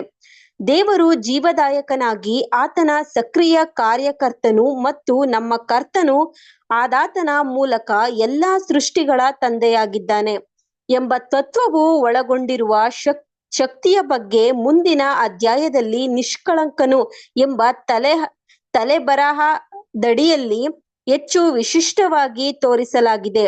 ಇಲ್ಲಿ ನಾವು ಕೇವಲ ಆ ಪ್ರಸ್ತಾಪದ ಬಗ್ಗೆ ತಪ್ಪು ಗ್ರಹಿಕೆ ಉಂಟಾಗದಂತೆ ಗಮನ ಸೆಳೆಯುವವರಾಗಿದ್ದೇವೆ. ಲೋಕದ ಸೃಷ್ಟಿಗೆ ಸಂಬಂಧಿಸಿದಂತೆ ಮನುಷ್ಯನು ಲೋಕದ ನಿವಾಸಿ ಹಾಗೂ ಒಡೆಯನು ಹಾಗೂ ಕೆಳವರ್ಗದ ಪ್ರಾಣಿಗಳು ಆತನ ಅಧೀನದಲ್ಲಿರುವುದನ್ನು ಮನುಷ್ಯನ ಅವಿಧೇಯತೆಯ ಮತ್ತು ಬೀಳುವಿಕೆಯ ಕಾರಣ ದೇವರು ತನ್ನ ಉದ್ದೇಶವನ್ನು ಬದಲಾವಣೆ ಮಾಡಿರುವುದಿಲ್ಲ. ವಿರೋಧಿಯು ಪ್ರಯತ್ನಿಸಿದ ಕೆಡುಕುತನವು ಸಂಪೂರ್ಣವಾಗಿ ತೊಡೆದು ಹಾಕಿದ ಮೇಲೆ ದೇವರ ಯೋಜನೆಯ ಮೂಲಕವಾಗಿ ವಿನ್ಯಾಸಗೊಂಡಂತೆ ಕ್ರಿಸ್ತನ ಮೂಲಕ ಪೂರ್ಣವಾಗಿ ನೆರವೇರಲಿದೆ. ಸುವಾರ್ಥ ಯುಗದ ಸಭೆಯು ನಾವು ಕಂಡಂತೆ ಉನ್ನತ ಮಟ್ಟಕ್ಕೆ ಏರಿಸಲ್ಪಡುವುದು ಮತ್ತು ಕ್ರಿಸ್ತನ ಮೊದಲಗಿತ್ತಿಯು ಜೊತೆ ಬಾಧ್ಯಸ್ಥವು ಎಂಬಂತೆ ಮಹಿಮೆ ಹೊಂದಿಕೊಳ್ಳುವುದು. ಇದು ಮಾನವ ಜಾತಿಯ ಪುನವಂಶದ ವಿನಾಯಿತಿಯಾಗಿದೆ. ಅದನ್ನು ಒಂದು ವಿಶೇಷವಾದ ಉದ್ದೇಶಕ್ಕಾಗಿ ಆಯ್ದುಕೊಂಡು ಕರೆಯಲಾಗಿದೆ ಮತ್ತು ಉನ್ನತ ಏಳಿಗೆಗೆ ಮತ್ತು ಕ್ರಿಸ್ತನೊಂದಿಗೆ ಜೊತೆ ವಾರಸುದಾರಿಕೆ ಒಪ್ಪುವ ವಿಶಿಷ್ಟವಾದ ಪರೀಕ್ಷೆಗಳಿಗೆ ಒಳಪಡಿಸಲಾಗಿದೆ. ಇದು ಮಾನವ ಸ್ವಭಾವದಿಂದ ದೇವದೂತರ ಸ್ವಭಾವಕ್ಕೂ ಹೆಚ್ಚಾದ ಸ್ವಭಾವಕ್ಕೆ, ದೇವದೂತರಿಗೂ ಪ್ರಭುತ್ವಗಳಿಗೂ ಎಲ್ಲ ಅಧಿಕಾರಿಗಳಿಗೂ ಮಿಗಿಲಾದ ಸ್ವಭಾವವಾಗಿದೆ. Thank you brother. ಓಕೆ, ಯಾರಾದ್ರ 1 ಕೊರಿಂಥ 15ನೇ ಅಧ್ಯಾಯ ಓದ್ದಿರಂತ ಬ್ರದರ್ ಸಿಸ್ಟರ್ಸ್, ಇದುವರೆಗೂ ಓದಿರೋರು ದಯವಿಟ್ಟು ಓದ್ರಿ. 1 ಕೊರಿಂಥ 15ನೇ ಅಧ್ಯಾಯ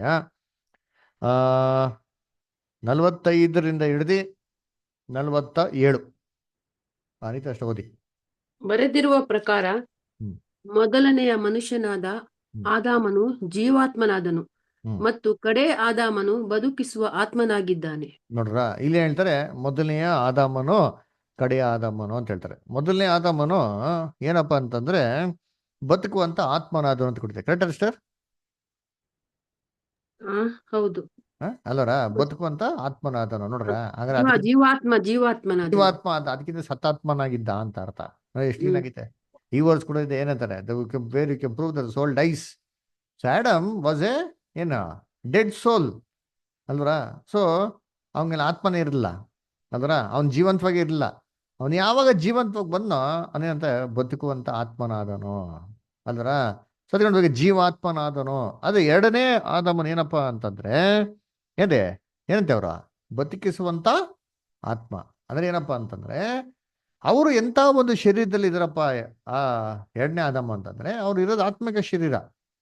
ಆತ್ಮಿಕ ಶರೀರದಲ್ಲಿ ಅವ್ರಿಗೆ ಏನಪ್ಪ ಪವರ್ ಇದೆ ಅಂತಂದ್ರೆ ಮತ್ತೊಬ್ರಿಗೆ ಬದುಕಿಸ್ಬೋದಂತರಿ. ಅದರ ಆದಾಮ್ಗೆ ಮತ್ತೊಬ್ರಿಗೆ ಜೀವ ಕೊಡೋದಕ್ಕೆ ಅಂತ ಒಂದು ಕೃಪೆ ಇತ್ರಿ. ಅಲ್ಲರ ಅವನೇನೋ ಒಂದು ಸಂತಾನ ಅಭಿವೃದ್ಧಿ ಮಾಡಿದರೆ ಮತ್ತೊಬ್ಬರು ಸಂತಾನ ಏನಾಗೋದು ಉತ್ಪತ್ತಿ ಆಗೋದು. ಕ್ರಿಸ್ತನ್ಗೆ ಆತರ ಇಲ್ಲ ರೀ. ಕ್ರಿಸ್ತನು ಮತ್ತೊಬ್ರಿಗೆ ಜೀವ ಕೊಡ್ಬೋದು. ಏನ್ ಜೀವ ಕೊಡ್ಬೋದು ಅಂದ್ರೆ ಆಲ್ರೆಡಿ ಸತ್ತಾಗೋರು ನೋಡಿದ್ರಿ. ಆ ಸತ್ತೋಗಿರೋರಿಗೆ ಮಾಡೋದು ಜೀವ ಕೊಡೋದಕ್ಕೆ ಕ್ರಿಸ್ತನ್ಗೇನಂತೆ ಪವರ್ ಇದೆ ಅಂತ್ರಿ. ಆ ತರ ಕ್ರಿಸ್ತನು ಎರಡನೇ ಆದಾಮನು. ಸೊ ಎರಡನೇ ಆದಾಮ ಮೊದಲನೇ ಆದಾಮಗೆ ಕೆಲವೊಂದು ಸಿಮಿಲಾರಿಟೀಸ್ ಡಿಫ್ರೆನ್ಸಸ್ ನೋಡಿದ್ರೆ ಇದೊಂದು ಸಿಮಿಲಾರಿಟಿ ಅಥವಾ ಇದೊಂದು ಡಿಫ್ರೆನ್ಸ್ ಅಂತ ಹೇಳ್ಬೋದು. ನೆಕ್ಸ್ಟ್ ಆಮೇಲೆ ಹೇಳ್ತಾರೆ ಮುಂದೆ ಕಂಟಿನ್ಯೂ ಮಾಡಿಸ್ತಂಗೆ 46, 47. ಹೇಗಿದ್ದರೂ ಆತ್ಮಿಕವಾದದ್ದು ಮೊದಲನೆಯದಲ್ಲ, ಪ್ರಾಕೃತವಾದದ್ದು ಮೊದಲನೆಯದು, ಆಮೇಲೆ ಆತ್ಮಿಕವಾದದ್ದು. Very good. ಮೊದಲನೆಯ ಮನುಷ್ಯ ಸಾರಿ ಒಂದ್ ನಿಮಿಷ ಸರ್. ಅದಕ್ಕೆ ಏನ್ರಿ ಮೊದಲನೇದು ಏನ್ರಿ ಆತ್ಮಿಕವಾದದ್ದು ಅಲ್ವೇ ಅಲ್ಲ. ಅಂದ್ರೆ ಏನರ್ಥ? ಸ್ಪಿರಿಚುವಲ್ ಆಗಿ ಏನ್ ಮಾಡಕ್ಕಿಲ್ಲ ದೇವ್ರು ಅವನ್ನ ಸೃಷ್ಟಿ ಮಾಡಿಲ್ಲ, ಕ್ರಿಯೇಟ್ ಮಾಡಕ್ ಹೋಗಿಲ್ಲ ಅಲ್ವರ. ಸ್ಪಿರಿಚುವಲ್ ಬಾಡಿ ಏನ್ ಮಾಡಿಲ್ಲ ಆಡಮ್ಗೆ ಕೊಡ್ಲಿಲ್ಲ ಅದರ. ಅವ್ರನ್ನೆಲ್ಲ ಆತ್ಮ ಏನ್ ಇಟ್ಟಿದ್ರು ಅದರ. ಏನ್ರಿ ಸತ್ತೋಗಿದ ತಕ್ಷಣ ಹಂಗೆ ಕಣ್ಣಿಗೆ ಕಾಣದ ರೀತಿಲಿ ಯಾವ್ದಾರ ಒಂದು ಆತ್ಮಿಕದ ಒಂದು ವಸ್ತು ಅಂದ್ರೆ ಹೊರಗಡೆ ಹೋಗೋ ತರ ಏನಿತ್ತ ಅಂದ್ರೆ ಯಾವುದು ಇಲ್ಲ ರೀ. ಆದ್ರೆ ಕ್ರಿಸ್ತನ್ಗೆ ಹೆಂಗಿದ್ರಂತೆ? ಕ್ರಿಸ್ತನ್ ಈ ತರ ಇಲ್ವಂತೆ ಅದರ. ಅವ್ರು ಬಂದಿದ್ದೆ ಪರಲೋಕದಿಂದ. ದೇವರ ಪವಿತ್ರಾತ್ಮ ಏನಾಗಿದ್ದವ್ರು ಜನನ ತಗೊಂಡಿದ್ದು. ಅವ್ರು ಸತ್ಯ ಪುನರ್ತನ ಆಮೇಲೆ ಹೆಂಗೋಗಿದ್ದು ಆತ್ಮಿಕ ಶರೀರನೇ ಆಗಿದ್ದವ್ರು ಪರಲೋಕಕ್ಕೆ ಹೋಗಿದ್ದು. ಅದಕ್ಕೆ ನೋಡಿ 47ನೇ ವಾಕ್ಯನ ಹೇಳ್ತಾರೆ ಮೊದಲನೇ ಮನುಷ್ಯನು ಮೊದಲನೆಯ ಮನುಷ್ಯನು ಆಮೇಲೆ ಆತ್ಮಿಕವಾದದ್ದು. ಮೊದಲನೇ ಮನುಷ್ಯನು ಮಣ್ಣಿನಿಂದ ಉಂಟಾಗಿ ಮಣ್ಣಿಗೆ ಸಂಬಂಧಪಟ್ಟವನು. ಎರಡನೇ ಮನುಷ್ಯನು ಸ್ವರ್ಗದಿಂದ ಬಂದ ಕರ್ತನು. ನೋಡ್ರ ಇದು ಯಾವ ಟ್ರಾನ್ಸ್ಲೇಷನ್ ಇರ್ಬೇಕು ಅಲ್ವರ? ಪರಲೋಕದಿಂದ ಬಂದ ಅಲ್ವರ. ಏನಿವೆ ಓಕೆ ಬಿಡಿ. No issues. ಪರಲೋಕದಿಂದ ಬಂದಂತ ನಮ್ಮ ಕರ್ತನು ಅದರ. ಅಂದ್ರೆ ಯೇಸು ಕ್ರಿಸ್ತ ಬಂದಿದ್ದು ಪರಲೋಕದಿಂದ. ಮೊದಲನೇ ಮನುಷ್ಯ ಬಂದಿದೆ ಭೂಲೋಕದಿಂದ. ಮನುಷ್ಯನ ಏನಾಗಿದೆ ಅವನು ಉತ್ಪತ್ತಿ ಆಗಿದ್ದ ಅದರ. ನೋಡಿ ಇವಾಗ ಅದ್ರ ಎಷ್ಟು ಸಿಮಿಲಾರಿಟೀಸ್ ಹೊಡಿತೀನಿ. ಆದಾಮು ಮತ್ತೆ ಅವಳು ಒಟ್ಟಿಗೆ ಸೇರಿದವಾಗೇನೆ ಇಡೀ ಜಗತ್ತೇನಾಗಿದ್ದು ಉತ್ಪತ್ತಿ ಆಗಿದ್ದು ಅದರ. ಆದಾಮ ಒಬ್ಬನೇ ಇದ್ದಿದ್ರೆ ಸಂತಾನ ಬರೋದಾ? ಇಲ್ಲ ಬ್ರದರ್, ಇಲ್ಲ ಬರ್ತಾ ಇರಲ್ಲ ಅಲ್ವರ. ಅದೇ ತರ ಕ್ರಿಸ್ತನ್ ಒಬ್ಬರೇ ಇದ್ರೆ ಇಡೀ ಜಗತ್ಗೆಲ್ಲ ಏನು ಜೀವದಾನ ಮಾಡ್ಬೋದಾ? ಅಂದ್ರೆ ಜೀವ ಉತ್ಪತ್ತಿ ಮಾಡಿ ತಿರ್ಗಾ ಜೀವಕ್ಕೂ ಲೈಫ್ ಕೊಡ್ಬೋದಾ ಅಂದ್ರೆ ಇಲ್ಲ ರೀ. ಯಾರು ಬೇಕು? ಏವಾಳ್ ಬೇಕು. ಏವಾಳ್ನ ಹೆಂಗ್ ಸೃಷ್ಟಿ ಮಾಡಿದ್ರು? ಆದಾಮಿಗೆ ಏವಾಳ್ನ ಹೆಂಗ್ ಸೃಷ್ಟಿ ಮಾಡಿದ್ರು ಇಡೀ ದೊಡ್ಡದಲ್ಲಿ? ಆತನ ಪಕ್ಕೆಯಿಂದ ಸೃಷ್ಟಿ ಮಾಡಿದ್ರು ಅಲ್ವರ. ಆತನ ಪಕ್ಕೆಯಿಂದ ಕರೆಕ್ಟಾ ಅಲ್ವರ. ಆತನ ಪಕ್ಕೆಯಿಂದ ಏನ್ ಮಾಡಿದ್ರು? ತೆಗೆದು ಸೃಷ್ಟಿ ಮಾಡಿದ್ರು. ಆದಾಮಿಂದ ಏವಾಳ್ನ ಸೃಷ್ಟಿ ಮಾಡಿದ್ರು. ಆಯ್ತು, ನಮ್ಮನ್ನೆಲ್ಲ ಸೃಷ್ಟಿ ಮಾಡ್ತಿದ್ರು. ಯಾರಿಂದ ಸೃಷ್ಟಿ ಮಾಡ್ತಾರೆ? ನಮ್ದಾಗೆ ನಮ್ ಸ್ವಂತ ಸೃಷ್ಟಿ ಮಾಡ್ತಾವ್ರ? ನಮ್ದೇ ಇದ್ರಲ್ಲಿ ಸೃಷ್ಟಿ ಮಾಡ್ತಾರ ಅಂದ್ರೆ ಮಾಡ್ತಾವ್ರ? ಇಲ್ಲ, ರಕ್ತದಿಂದ ರಕ್ತ ಅವ್ರ ಪಕ್ಕೆಯಿಂದ ರಕ್ತ ನೀರು ಬಂತಲ್ಲ.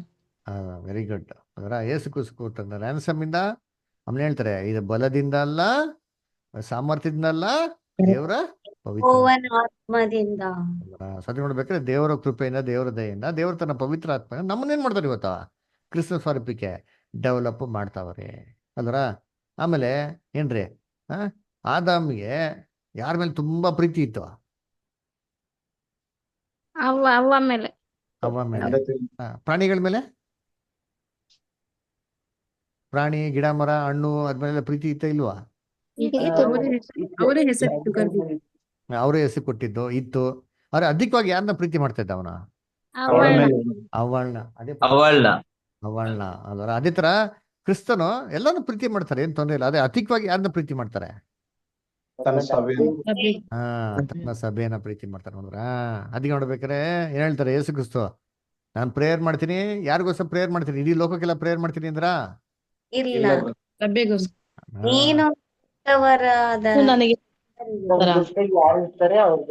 Very good. ನೀನ್ ಯಾರನ್ನ ನನಗ್ ಕೊಟ್ಟಿದ್ಯೋ ಒಬ್ರು ಕೂಡ ಏನಾಗ್ಬಾರ್ದು ದೇವ್ರೆ, ಒಬ್ರು ಕೂಡ ನಾಶ ಆಗ್ಬಾರ್ದು ಅಂದ್ಬಿಟ್ಟು ಅವ್ರಿಗೋಸ್ಕರ ಪ್ರೇಯರ್ ಮಾಡ್ತೀನಿ ಹೇಳ್ತಾರೆ ಅದರ. ಇವತ್ತು ಇಡೀ ಸಭೆಯಲ್ಲೆಲ್ಲ ಏನ್ ಮಾಡ್ತಾರೆ? ಪ್ರೇಯರ್ ಮಾಡ್ತಾರ. ನ್ಯೂ ಇಯರ್ ಬಂತ ಏನ್ ಮಾಡ ಬರ್ರಿ ಎಲ್ಲರಿಗೂ ಏನ್ ಮಾಡಲ್ಲ ಹೋಗ್ತಾರೆ, ಎಲ್ಲರಿಗೂ ಪ್ರೇಯರ್ ಮಾಡೋಣ. ಅದರ ಎಲೆಕ್ಷನ್ ಬಂತ ಏನು ಮಾಡಿ ನಮ್ಗೆ ಒಳ್ಳೆ ಲೀಡರ್ ಬರ್ಲಿ ಪ್ರೇಯರ್ ಮಾಡಿರ್ತೀವಿ. ಯಾವ ಒಳ್ಳೆ ಲೀಡರ್ ಬರ್ತಾನೆ? ಕ್ರಿಸ್ತನ್ ಬಿಟ್ರೆ ಒಳ್ಳೆ ಲೀಡರ್ ಯಾರೂ ಇಲ್ಲ ರೀ. ಅದರ ಅವ್ರಿಗೋಸ್ಕರ ಪ್ರೇಯರ್ ಮಾಡೋಣ. ಎಕ್ಸಾಮ್ ಬರ್ತಾರೆ, ಬರೀ ಮಕ್ಳಿಗೆ ಏನು ಮಾಡೋಣ ಎಲ್ಲ ಪ್ರೇಯರ್ ಮಾಡೋಣ. ಅವ್ರ ಪಾಂಡ್ರ ಮೊಬೈಲ್ ನೋಡ್ತಾ ಇರಲಿ, ನಿಮ್ಮ ಮಕ್ಳಿಗೋಸ್ಕರ ಏನು ಮಾಡಿ ನೀವು ಪ್ರೇಯರ್ ಮಾಡ್ತಾ ಇರ್ರಿ, ಏನಾಯ್ತದೆ ಪ್ರಯೋಜನ ಅಲ್ವರ? ನೋಡ್ಬೇಕಾರೆ ಕ್ರಿಸ್ತನು ಯಾರಿಗೋಸ್ಕರ ಪ್ರಾರ್ಥನೆ ಮಾಡಿದ್ದು? ಸಭೆಗೋಸ್ಕರ. ದೇವರೇ ನಾವಿಬ್ರು ಹೆಂಗಿದಿರಿ, ಒಂದೇ ಮನ್ಸಲ್ಲಿ, ಇವರು ಕೂಡ ಏನಾಗಿಲ್ಲ ನಮ್ಮ ಜೊತೆಗೆ ಒಂದೇ ಮನ್ಸಲ್ಲಿ ಇರ್ಲಿ ಅಂತ. ಅದರ ಅದೇ ಪಾಪ ಆದಾಮ ಇದೇ ಥರ ಎಕ್ಸ್ಪೆಕ್ಟ್ ಮಾಡಿರ್ತಾನೆ, ಅಯ್ಯೋ ನನ್ನ ಜೊತೆಗೆ ಹೆಂಡತಿ ಒಂದಾಗಿರ್ಲಿ, ಸಂತೋಷವಾಗಿರ್ಲಿ, ನಾನು ಹೇಳ್ದಂಗೆಲ್ಲ ಕೇಳ್ಕೊಂಡಿರ್ಲಿ ಅಂತ. ಆದ್ರೆ ಅಮ್ಮ ಹೇಳ್ದಂಗೆಲ್ಲ ಕೇಳ್ತಾ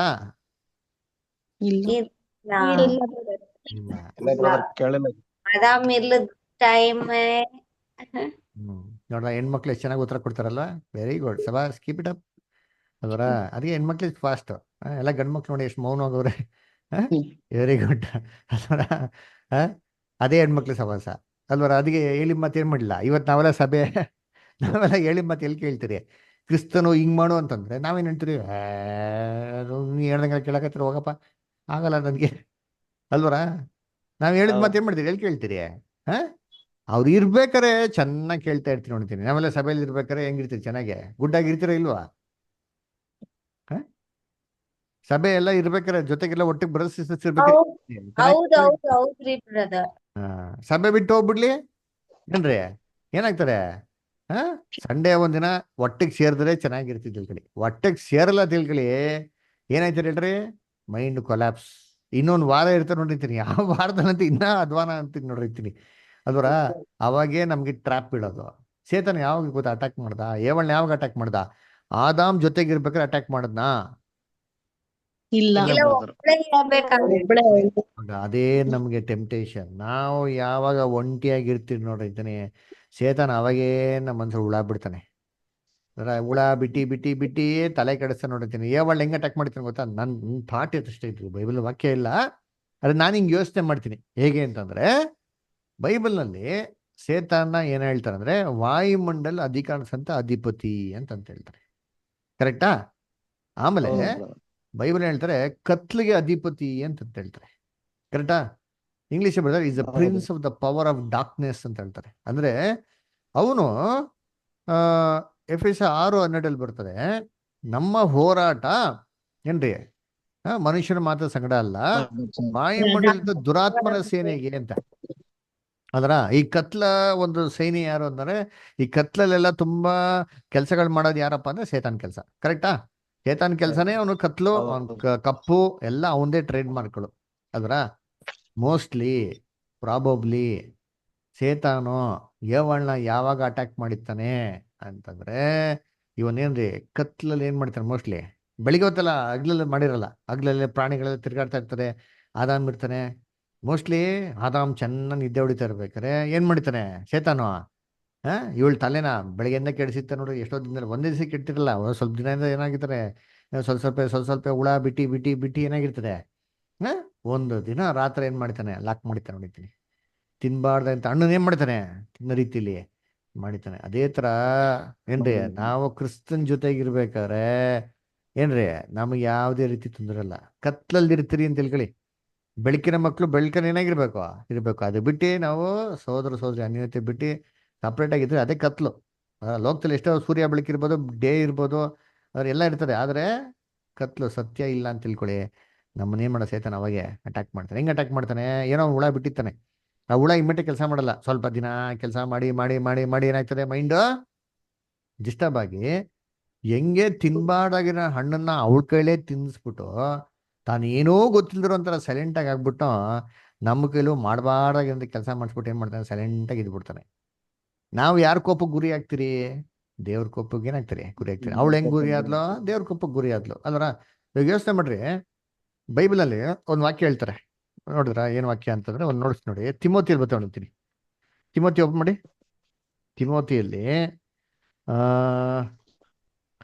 ಒಂದು ನಿಮಿಷ ಏನಿ,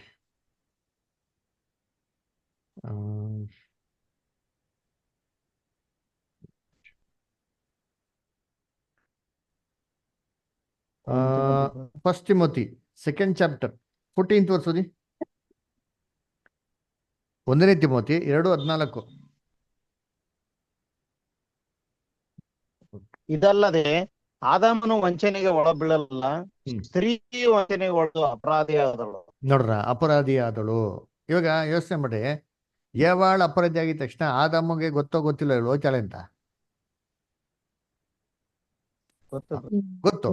ಆದಾಮ್ಗೆ ಸಂತೋಷ ಆಗಿರ್ತಾರೆ, ದುಃಖ ಆಗಿರ್ತದ? ದುಃಖ ಆಯ್ತು ಬ್ರದರ್, ಆದ್ರೆ ಆಕಿನ್ ಬಿಡಕ್ ಆಗ್ಲಿಲ್ಲ. ಹಾ, ಅದೇ ಪಾಯಿಂಟ್ ನೋಡಿರ್ತೀನಿ. ಇದೇ ತರ ಕ್ರೈಸ್ತರಿಗೆ ನಾವೇನೋ ಮಿಸ್ಟೇಕ್ ಮಾಡಿದವಾಗ ನಮ್ಮನ್ನ ತೂಚಿ ಅಂತ ಎತ್ತಿ ಬಿಸಾಕೋದು ಎಷ್ಟೊತ್ತು ಹೇಳ್ರಿ. ಅದೇ ಕ್ರಿಸ್ತನ್ ಏನ್ ಮಾಡ್ತಂದ್ರೆ ನಮಗೆ ಕೃಪೆ ಕೊಟ್ಟು ದಯೆ ಕೊಟ್ಟು, ಆಯ್ತು ಬಾ ಪರವಾಗಿಲ್ಲ, ಇನ್ನೊಂದು ದಯೆ ಕೊಡ್ತೀನಿ, ಇನ್ನೊಂದು ಅವಕಾಶ ಕೊಡ್ತೀನಿ, ಎದ್ದು ನಿಂತು ನಡಿ, ಏನ್ ಮಾಡುವ ನಡಿ ಅಂತ ಬಿಟ್ಟು. ಅದರ ಕ್ರಿಸ್ತನು ಸಭೆನ ಒಬ್ಬಂಟಿಯಾಗಿ ಬಿಡ್ಲಿಲ್ಲ. ಇಬ್ಬರನ್ನು ದೇವ್ರು ಏನ್ ಮಾಡಿದ್ರು, ಈ ಈಡಂತೋಡಿ ಹೊರಗಡೆ ಕಳಿಸಿದ್ರು, ಭೂಲೋಕದಲ್ಲಿ ಕಷ್ಟ ಸಂಕಟ ಎಲ್ಲ ಅನುಭವಿಸೋಂದ್ರು.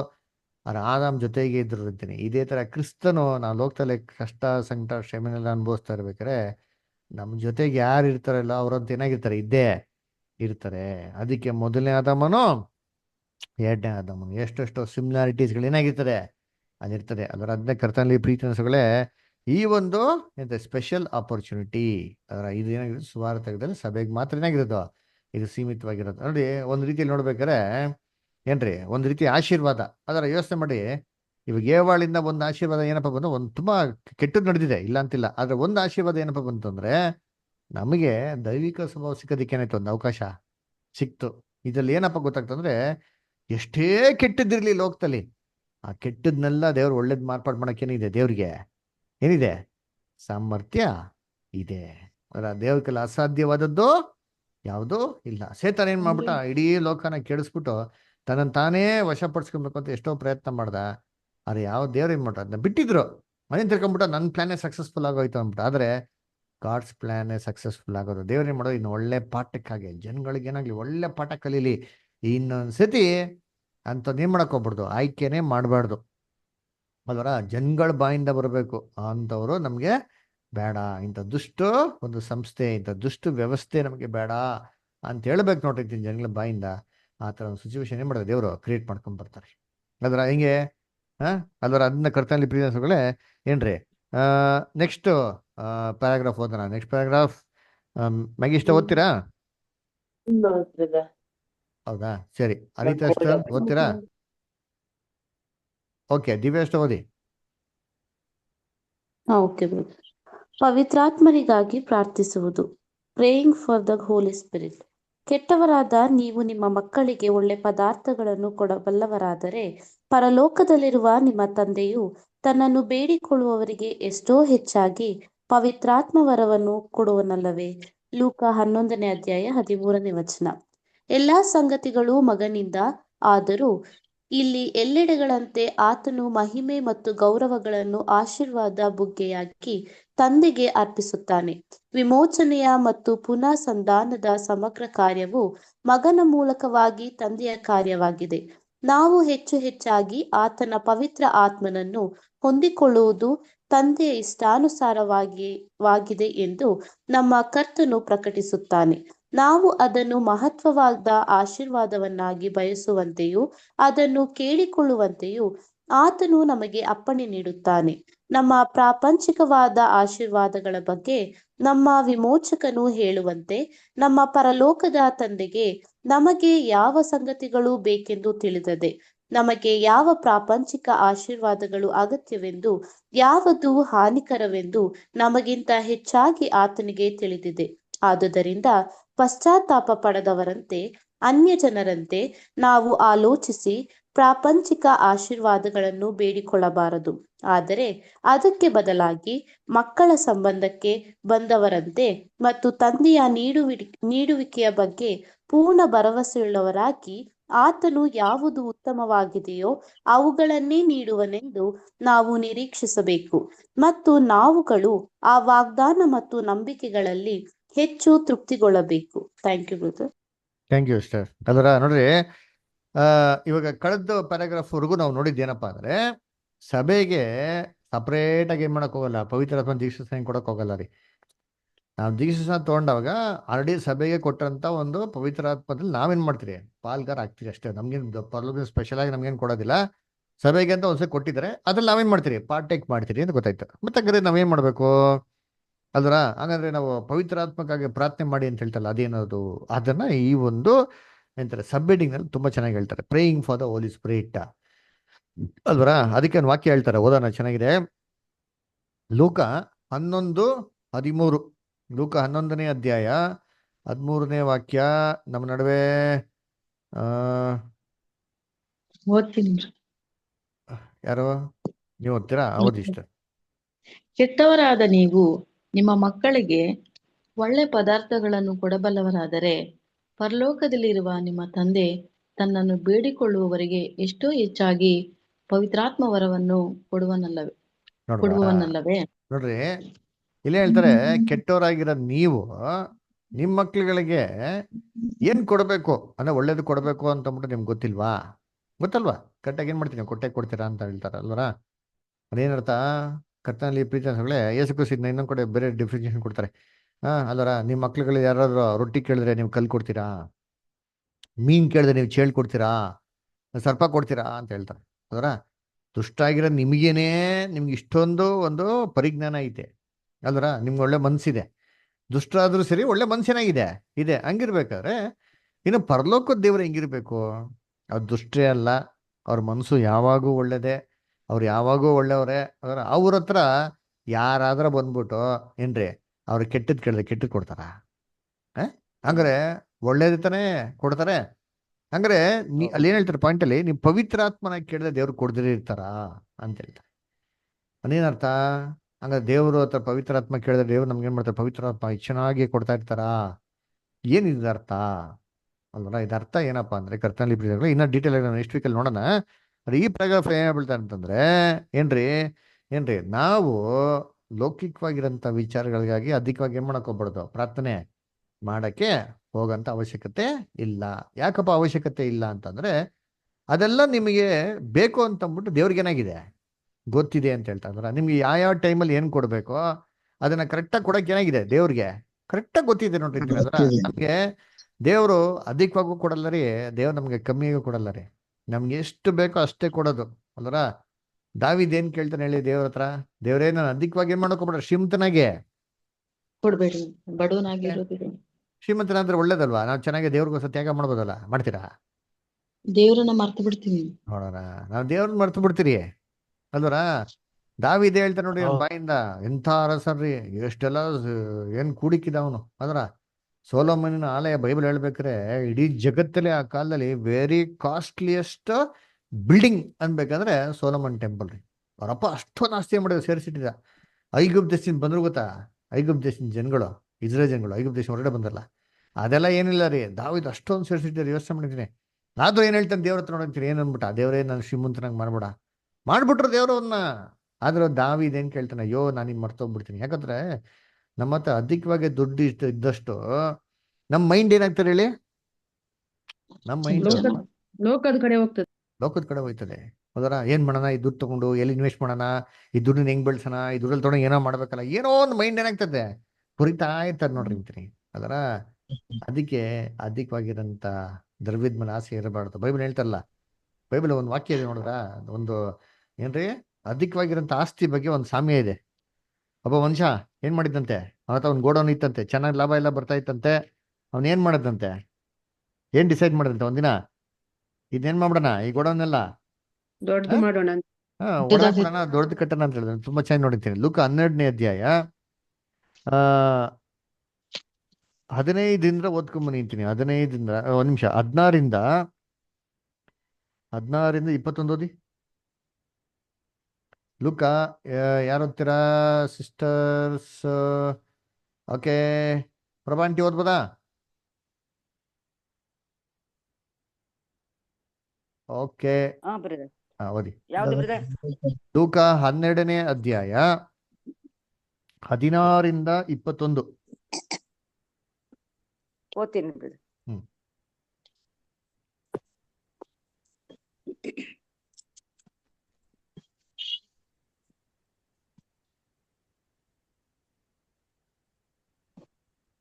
ಅದೇನೆಂದರೆ, ಒಬ್ಬನೊಬ್ಬ ಐಶ್ವರ್ಯವಂತನ ಭೂಮಿಯು ಚೆನ್ನಾಗಿ ಬೆಳೆಯಿತು. ಆಗ ಅವನು ತನ್ನೊಳಗೆ, ನಾನೇನು ಮಾಡಲಿ. ನನ್ನ ಬೆಳೆಯನ್ನು ತುಂಬಿಡುವುದಕ್ಕೆ ನನಗೆ ಸ್ಥಳವಿಲ್ಲವಲ್ಲ ಎಂದು ಆಲೋಚಿಸಿ ಒಂದು ಕೆಲಸ ಮಾಡುತ್ತೇನೆ. ನನ್ನ ಕಣಜಗಳನ್ನು ಕೀಳಿಸಿ ಅವುಗಳಿಗಿಂತ ದೊಡ್ಡ ಕಣಜಗಳನ್ನು ಕಟ್ಟಿಸುವೆನು.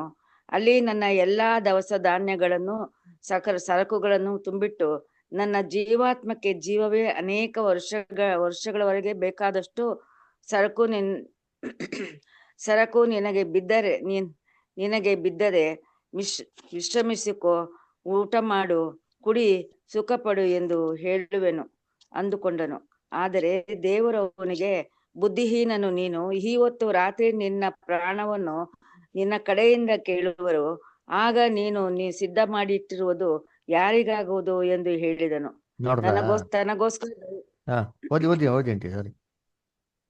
ತನಗೋಸ್ಕರ ದ್ರವ್ಯವನ್ನಿಟ್ಟುಕೊಂಡು ದೇವರ ವಿಷಯಗಳಲ್ಲಿ ಐಶ್ವರ್ಯವಂತನಾಗದೆ ಇರುವವನು ಅವನಂತೆಯೇ ಇದ್ದಾನೆ ಅಂದನು. ನೋಡ್ರ, ಅವನಂತೆ ಯಾವ ತರ ಇದ್ದಾನೆ? 15ನೇ ವಾಕ್ಯ ಓದ್ರಿ. 15ನೇ ವಾಕ್ಯ.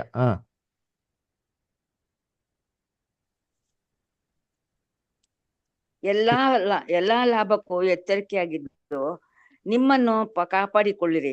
ಒಬ್ಬನಿಗೆ ಎಷ್ಟು ಆಸ್ತಿ ಇದ್ದರೂ ಅದು ಅವನಿಗೆ ಜೀವಾಧಾರಕವಾಗುವುದಿಲ್ಲ ಎಂದು ಹೇಳಿ ಒಂದು ಸಾಮ್ಯವನ್ನು ಹೇಳಿದನು. ನೋಡ್ರ, ಲೋಭದ ವಿಚಾರವಾಗಿ ಏನ್ ಮಾಡ್ತಾರೆ ಹೇಳ್ತಾರೆ, ಲೋಭಿಗಳಾಗಿ ಏನ್ ಮಾಡಕೋಬಿಡಿ, ಇರಕ್ ಹೋಗ್ಬಿಡ್ರಿ. ಯಾಕಂದ್ರೆ ಒಬ್ಬ ಮನುಷ್ಯನ್ಗೆ ಎಷ್ಟು ಆಸ್ತಿ ಇದ್ರು ಅದೇನಲ್ವಂತೆ, ಜೀವಾಧಾರವಾಗುವುದಿಲ್ಲ. ಅದರ ವರ್ಲ್ಡ್ ಅಲ್ಲಿ ಒಬ್ಬ ರಿಚೆಸ್ಟ್ ಮ್ಯಾನ್ ಇದ್ದ, ಗೊತ್ತಾ ನಿಮ್ಗೆ? ಅವನು ಇವತ್ತು world famous mobile company owner. ಅವನಿಗೊಂದು ಯಾರು ಗೊತ್ತ? ಅವನು ಆಪಲ್ ಕಂಪನಿ, ಆಪಲ್ ಅಂತ ಮೊಬೈಲ್ ಕಂಡಿಡಿದ್ರು ಗೊತ್ತಾ? ವರ್ಲ್ಡ್ ಅಲ್ಲೇ ಟಾಪ್ ಮೋಸ್ಟ್ ಮೊಬೈಲ್ ರೀ. ಆ ಕಂಪನಿ ಓನರ್ಗೆ, ಅವನ ಹೆಸರು ನನ್ಗೆ ಗೊತ್ತಿಲ್ಲ, ಆತರ ಆ ಕಂಪನಿ ಓನರ್ಗೆ ಸಿಕ್ಕಾಪಟ್ಟೆ ದುಡ್ಡಿತ್ರಿ. ಆಲ್ಮೋಸ್ಟ್ ಈ ವಾಸ್ ವರ್ಲ್ಡ್ಸ್ ರಿಚೆಸ್ಟ್ ಪರ್ಸನ್. ಆದ್ರೆ ಅವನು ಒಂದೇ ಬಟ್ಟೆ ಹಾಕ್ತಾ ಇದ್ದಿದ್ರಿ, ಒಂದೇ ತರ ಬಟ್ಟೆ, ಬ್ಲ್ಯಾಕ್ ಟಿ ಶರ್ಟ್, ಒಂದು ಗ್ರೇ ಪ್ಯಾಂಟ್ ಹಾಕೋನು ಅಷ್ಟೇ ರೀ. ಎಲ್ಲಿ ನೋಡಿದ್ರು ಹಂಗೆ ನೀಟಾಗಿ ಶೇವ್ ಮಾಡ್ತಾ ಇರಲಿಲ್ಲ ಅವನು. ಅದರ ಅವ್ನಿಗೇನು ಗೊತ್ತಾ ಕಾಯಿಲೆ? ಅವನಿಗೊಂದು ಕಾಯಿಲೆ ಇತ್ತು. ಏನು ಗೊತ್ತಾ ಕಾಯಿಲೆ? Blood cancer. ಆ ಬ್ಲಡ್ ಕ್ಯಾನ್ಸರ್ನ ಕ್ಯೂರ್ ಮಾಡೋಕ್ಕೆ ಆಗಿಲ್ಲ ರೀ. ಈ ಡೈಡ್ ಆಫ್ ಇಟ್. ಅದರ ಅವನು ಎಷ್ಟು ದುಡ್ಡಿತ್ತು ಅಂದರೆ ಅವನೇನು ಹೇಳ್ತಾನೆ, ಏನೂ ಪ್ರಯೋಜನ ಇಲ್ಲ ಅಂತ ಹೇಳ್ತಾನೆ. ಈ ವಾಸ್ ನಾಟ್ ಸ್ಯಾಟಿಸ್ಫೈಡ್. ಅವನ ಜೀವನದಲ್ಲಿ ಅವ್ನು ಸಂತೋಷನೇ ಇರಲಿಲ್ಲ. ಗೊತ್ತಾ ಯಾಕಪ್ಪ? ಅದೇ ಹೇಳೋದು ಯೇಸು ಕ್ರಿಸ್ತು, ಮನುಷ್ಯನ್ಗೆ ಎಷ್ಟು ಆಸ್ತಿ ಇದ್ರು ಅದೇನಲ್ಲ ಅಂತೆ, ಜೀವಾದಾಯ ಅಲ್ಲ. ಅದರ ನಾವು ಹೆಂಗಿರ್ಬೇಕು ಅಂದರೆ ತೃಪ್ತಿಕರವಾದಂಥ ಜೀವನ ಏನಾಗಿರ್ಬೇಕು ನಮ್ಗಿರ್ಬೇಕು. ಇದು ಏನಕ್ಕಪ್ಪ ಹೇಳ್ತೀನಿ ಅಂದರೆ, ನಾವು ದೇವತೆ ಪ್ರೇಯರ್ ಮಾಡೋಂಥದ್ದು ಹೆಂಗಿರ್ಬೇಕು. ಲೌಕಿಕ ವಿಚಾರಗಳಿಗ ನಾವಿದೇನಂದ, ದೇವರೇ ಅಧಿಕವಾಗಿ ಶ್ರೀಮಂತನಾಗಿ ಮಾಡ್ಬೇಡ, ನಾನು ನೀನು ಮರ್ತು ಬಿಡ್ತೀನಿ ಅಲ್ವರ. ದೇವ್ರಿಂದ ಏನ್ ಮಾಡ್ತೀನಿ, ದೂರಕ್ಕೆ ಹೋಗ್ಬಿಡ್ತೀನಿ ಅಲ್ವರ. ದೇವ್ರನ್ನ ಬಿಟ್ಟು ಮಿಕ್ಕಿದ ಎಲ್ಲ ಕೆಲಸಗಳಿಗೆ ಮಾಡ್ತೀನಿ, ಲೌಕಿಕ ಕೆಲಸಗಳಿಗೆಲ್ಲ ತುಂಬಾ ಮುಖ್ಯತ್ವ ಕೊಡ್ತೀನಿ ಅವಾಗ. ಆದರೆ ದುಡ್ಡಿನ ಕೊರತೆ ಇದ್ದವಾಗ, ನಮಗೆ ಸ್ವಲ್ಪ ಕೊರತೆ ಇದ್ದವಾಗ ನಾವು ಅಧಿಕವಾಗಿ ಯಾರ ಮೇಲೆ ಡಿಪೆಂಡ್ ಆಗ್ತೀರಿ ಹೇಳ್ರಿ? ನಮ್ಗೇನು ಅವಶ್ಯಕತೆ ಇದೆ, ನಮ್ಗೆ ಯಾರು ಸಹಾಯ ಮಾಡಿರಲಿಲ್ಲ, ಅವಾಗ ನಾವು ಯಾರ ಮೇಲೆ ಡಿಪೆಂಡ್ ಆಗ್ತೀರಿ? ದೇವರ ಮೇಲೆ ಆಗ್ತೀರಿ. ಗೊತ್ತಾ? ದೇವ್ರಿಗೆ ಅದೇ ಬೇಕ್ರಿ. ನಾವ್ ಯಾವಾಗ ದೇವ್ರನ್ನ ಅಪ್ರೋಚ್ ಮಾಡ್ತೀರಿ, ಯಾವಾಗ ಬರ್ತಾ ಇರ್ತೀರಿ ದೇವ್ರ ಹತ್ರ ಅಂದ್ಬಿಟ್ಟು ದೇವ್ರು ಕಾಯ್ತಾ ಇರ್ತಾರೆ. ವ್ಯವಸ್ಥೆ ಮಾಡಿರ್ತೀರಿ. ನಿಮ್ಮ ಮಕ್ಕಳು ನಿಮ್ಮ ಹತ್ರ ಏನು ಕೇಳಿದ್ರೆ ಅವ್ರ ಪಾಯಿಂಟ್ ಅವ್ರು ಇದ್ದಂದ್ರೆ ನಿಮ್ಗೆ ಏನಾಗ್ತದೆ, ಏನಪ್ಪ ಇವ್ರು ನಮ್ಮ ಹತ್ರಕ್ಕೆ ಏನಕ್ಕೂ ಬರಲ್ವಲ್ಲ ಅಂತ ಫೀಲ್ ಆಗ್ತದೆ. ಆದ್ರೆ ನಿಮ್ಮ ಹತ್ರ ಏನಿದೆಯೋ ಇಲ್ಲೋ, ಅವತ್ತರ ಎಷ್ಟಿದ್ರು ಸರಿ, ನಿಮ್ಮ ಹತ್ರ ಏನೋ ಕೇಳಕ್ ಬಂದವ ನಿಮ್ಗೆ ಏನಾಗ್ತದೆ, ತುಂಬಾ ಸಂತೋಷ, ತುಂಬಾ ಖುಷಿ ಆಗ್ತದೆ. ಅಯ್ಯೋ ನಮ್ಮ ಹತ್ರ ಏನ್ ಮಾಡ್ತಾರೆ ಕೇಳ್ತಾರೆ ಮಕ್ಕಳು, ನಾವೇನ್ ಮಾಡೋಣ, ಕೊಡೋಣ. ನಮ್ಮ ಹತ್ರ ಇದ್ರೂ ಇಲ್ಲೋ, ಇರೋಂಥ ಕೊರತೆಯಲ್ಲಿ ಕೂಡ ಏನ್ ಮಾಡ್ತೀರಿ, ಸಮೃದ್ಧಿ ಕೂಡ ಮಾಡ್ತೀರಿ, ತುಂಬಾ ಆಸೆ ಪಡ್ತೀರಿ. ಅಂದ್ರೆ ಇದೇ ಏನ್ರಿ ದೇವರು ಮನುಷ್ಯ ಮೇಟ್ ಅಂತ ಪ್ರೀತಿ. ಅದಕ್ಕೆ ದೇವ್ರು ನಮ್ಮ ಹತ್ರ ಹೆಂಗ್ ಕೇಳ್ತಾರೆ ಗೊತ್ತಾ? ಪವಿತ್ರಾತ್ಮನ ಕೇಳೋರಿಗೆ ನಾನು ಯಾವತ್ತೂ ಇಲ್ಲ ಅಂತ ಹೇಳಲ್ಲ. ಅದರ ಪವಿತ್ರ ಆತ್ಮನೇನ್ರಿ? ಪವಿತ್ರ ಆತ್ಮ. ಆತ್ಮನೇನು? ಏನು ಬೈಬಲ್ ಆತ್ಮ ಅಂದ್ರೆ ಏನ್ರಿ? ಏನ ಅರ್ಥ? ಅರ್ಥ ಏನೋ? ಪವಿತ್ರ ಆತ್ಮ ಬೈಬಲ್ ಏನ್ ನೋಡಿದ್ರಿ ಅರ್ಥ ಏನು ಹೇಳಿ? ಶಕ್ತಿ ಬ್ರದರ್. ನಾವು ದೇವತ್ರ ಏನ್ ಗೊತ್ತಾ ಕೇಳ್ತಾ ಇದ್ರಿ ಅಂತ ಅರ್ಥ? ಅದ್ರಲ್ಲಿ ಶಕ್ತಿ ಇಲ್ಲ. ಬಲಹೀನತೆಯಲ್ಲೇ ಬಲ ಕೊಡ್ರಿ ನೋಡ್ರ, ನಮ್ಮ ಹತ್ರ ಬಲ ಇಲ್ಲ ದೇವ್ರೆ, ನನಗೆ ಶಕ್ತಿ ಇಲ್ಲ ದೇವ್ರೆ, ನನಗೆಲ್ಲ ಆಗಲ್ಲ ದೇವ್ರೆ ಅಂತ ಯಾರು ದೇವತ್ರ ಹೋಗ್ಬಿಟ್ಟು ದೇವ್ರೇ ನನಗೆ ಬಲ ಕೊಡು, ನನಗೆ ಧೈರ್ಯ ಕೊಡು, ನನಗೆ ಶಕ್ತಿ ಕೊಡು ಅಂದ್ರೆ ದೇವ್ರ ಕೈ ಬಿಟ್ಬಿಡ್ತಾರ? ಅದೇನ್ ಕೇಳ್ತಾರೆ ಹೇಳಿ? ಕೆಟ್ಟದ್ ಕೇಳ್ತಾ ಇದ್ದೀರಾ? ಲೋಕದಲ್ಲಿ ನೋಡ್ರಿ ಇಂತೀನಿ, ನಂಗೆ ಅದು ಕೊಡೋದೇವ್ರು, ಇದು ಕೊಡೋದೇವ್ರು, ಇದು ಕೊಡೋದು, ಏನ್ ಗೋಳೆ ಕೊಂತಾರಪ್ಪ ದೇವ್ರನ್ನ. ಅಪ್ಪ ಎಲ್ಲಾ ಸಭೆಗಳು ಇದೆ ಅದನ್ನ ಹೇಳ್ರಿ ಸಾಕ್ಷಿ ಹೇಳಿ ಈ ವಾರ ಏನ್ ಮಾಡಿದ್ರಿ ದೇವ್ರ ನಿಮ್ಗೆ ಹೇಳ್ರಿ ಅಂತಂದ್ರೆ ಕೂತ್ಬಿಡ್ತಾರೆ. ದೇವ್ರು ಈ ವಾರ ನನ್ಗೆ ಹಂಗ್ ಮಾಡಿದ್ರು, ನನ್ಗೆ ಹಿಂಗ್ ಮಾಡಿದ್ರು ಅಂತಂದ್ಬಿಟ್ಟು ಸಾಕ್ಷಿಗಳು. ಅಬ್ಬವ್ವ, ಅಲ್ಲೂಯ್ಯ ಆಮೇನ್ ಸ್ತೋತ್ರ ಅಮ್ಮ ಹಾಕಮ್ಮ ಕಾಣಿಕೆ ನಮ್ಮ ಏನೋ ಕೊಟ್ರಂತೆ ಕೊಡಮ್ಮ ಅಂತಂದ್ಬಿಟ್ಟು ಇಷ್ಟೇ. ಅದರ ನಮ್ಮ ಜೀವಿತ ಹೆಂಗಿರ್ಬೇಕು ಅಂದ್ರೆ ಲೌಕಿಕವಂತ ಆಶೀರ್ವಾದ ಅಲ್ಲ. ನಮ್ಮ ಕಷ್ಟ ಸಂಕಟಗಳಲ್ಲಿ ದೇವ್ರು ನಮ್ಮನ್ನ ಏನ್ ಮಾಡೋರೆ ಕಾಪಾಡೋರು ಗೊತ್ತಾ. ಇದಕ್ಕಿಂತ ಗ್ರೇಸ್ ಇನ್ನೇನು ಬೇಕಾಗಿಲ್ಲ ರೀ. ಪವಿತ್ರ ಆತ್ಮ ಅಂದ್ರೆ ಪವಿತ್ರ ಬಲ. ನನ್ನ ಕೈಯಲ್ಲಿ ಆಗ್ತಾ ಇರೋ ದೇವ್ರೆ ನನಗೆ ಜಯಿಸೋದಿಕ್ಕೆ ಬಲ ಕೊಡು ದೇವ್ರೆ ಅಂತ ದೇವ್ರು ಕೇಳ್ದವಾಗ ದೇವ್ರಿಗೆ ಹೆಂಗಿರ್ಬೋದ್ರಿ. ಏನಪ್ಪ ಲೋಕದಲ್ಲಿ ಎಲ್ಲ ಪಾಪ ಮಾಡಕ್ಕೆಲ್ಲ ಎದ್ದಿ ಬಿದ್ದಿ ಓಡ್ತಾವ್ರೆ. ಇವ್ರು ನೋಡಿದ್ರೆ ಲೋಕನೆಲ್ಲ ಬಿಟ್ಬಿಟ್ಟು ತನ್ನ ಸ್ವಂತ ಆಸೆನೆಲ್ಲ ಬಿಟ್ಬಿಟ್ಟು ಎಲ್ಲ ಏನ್ ಮಾಡ್ತಾರೆ, ಶಿಲ್ಬೆ ಎತ್ಕೊಂಡು ಹಂಗೆ ಬರ್ತಾವ್ರಲ್ಲ ಅಂದ್ಬಿಟ್ಟು ದೇವ್ರಿಗೆ ಏನಾಗ್ತಾರೆ ಒಂದು ಖುಷಿ ಆಗ್ತಾರೆ. ಕೆಟ್ಟದ್ ಮಾಡಕ್ ಅವಕಾಶ ಇದ್ರು ಏನ್ ಮಾಡ್ತಾಯಿಲ್ಲ ಇವ್ರು ಕೆಟ್ಟದ್ದು.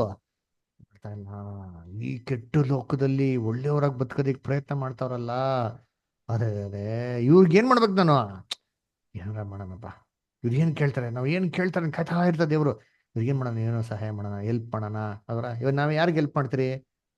ಸಭೆಯಲ್ಲಿ ತುಂಬಾ ಆಸಕ್ತಿಯಾಗಿರೋ ಹೆಲ್ಪ್ ಮಾಡ್ತೀರಾ, ಅಥವಾ ಸುಮ್ಮನೆ ಸಭೆಯಲ್ಲಿ ಏನೂ ಇಲ್ದಿರ ಕಾಟಾಚಾರ ಸುಮ್ಮನೆ ಬಂದು ಕೂತ್ಕೊಳ್ಳೋದು, ಬೈಬಲ್ ಓದಲ್ಲ, ಏನೂ ಮಾಡಲ್ಲ, ಆತ್ಮಿಕವಾಗಿ ಯಾವ್ದು ಇನ್ವಾಲ್ವ್ಮೆಂಟ್ ಇಲ್ಲ, ಇಂಥ ಸೋದರಗಳಿಗೆ ಹೆಲ್ಪ್ ಮಾಡ್ತೀರಾ, ಅಥವಾ ದೇವರಲ್ಲಿ ಆಸಕ್ತಿಯಲ್ಲಿ ಪ್ರೀತಿಯಿಂದಿರೋ ಸೋದರ ಸೋದರಿಗಳಿಗೆ ಹೆಲ್ಪ್ ಮಾಡ್ತೀರಾ?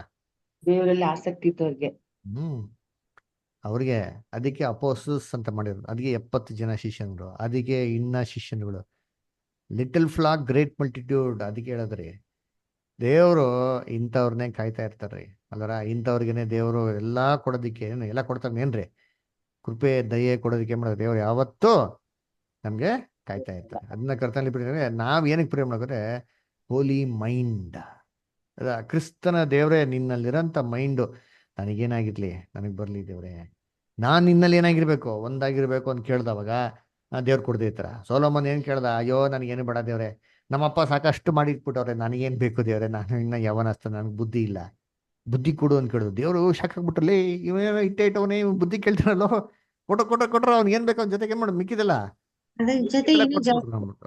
ಬೈಬಲ್ ಅಲ್ಲಿ ಒಂದು ವಾಕ್ಯ ಇದೆ ನೋಡಿದ್ರ, ತುಂಬಾ ಚೆನ್ನಾಗಿ ನೋಡ್ತೀನಿ. ಕೀರ್ತನೆ 50ನೇ ಅಧ್ಯಾಯ ಯಾರು ಓದ್ರಿ?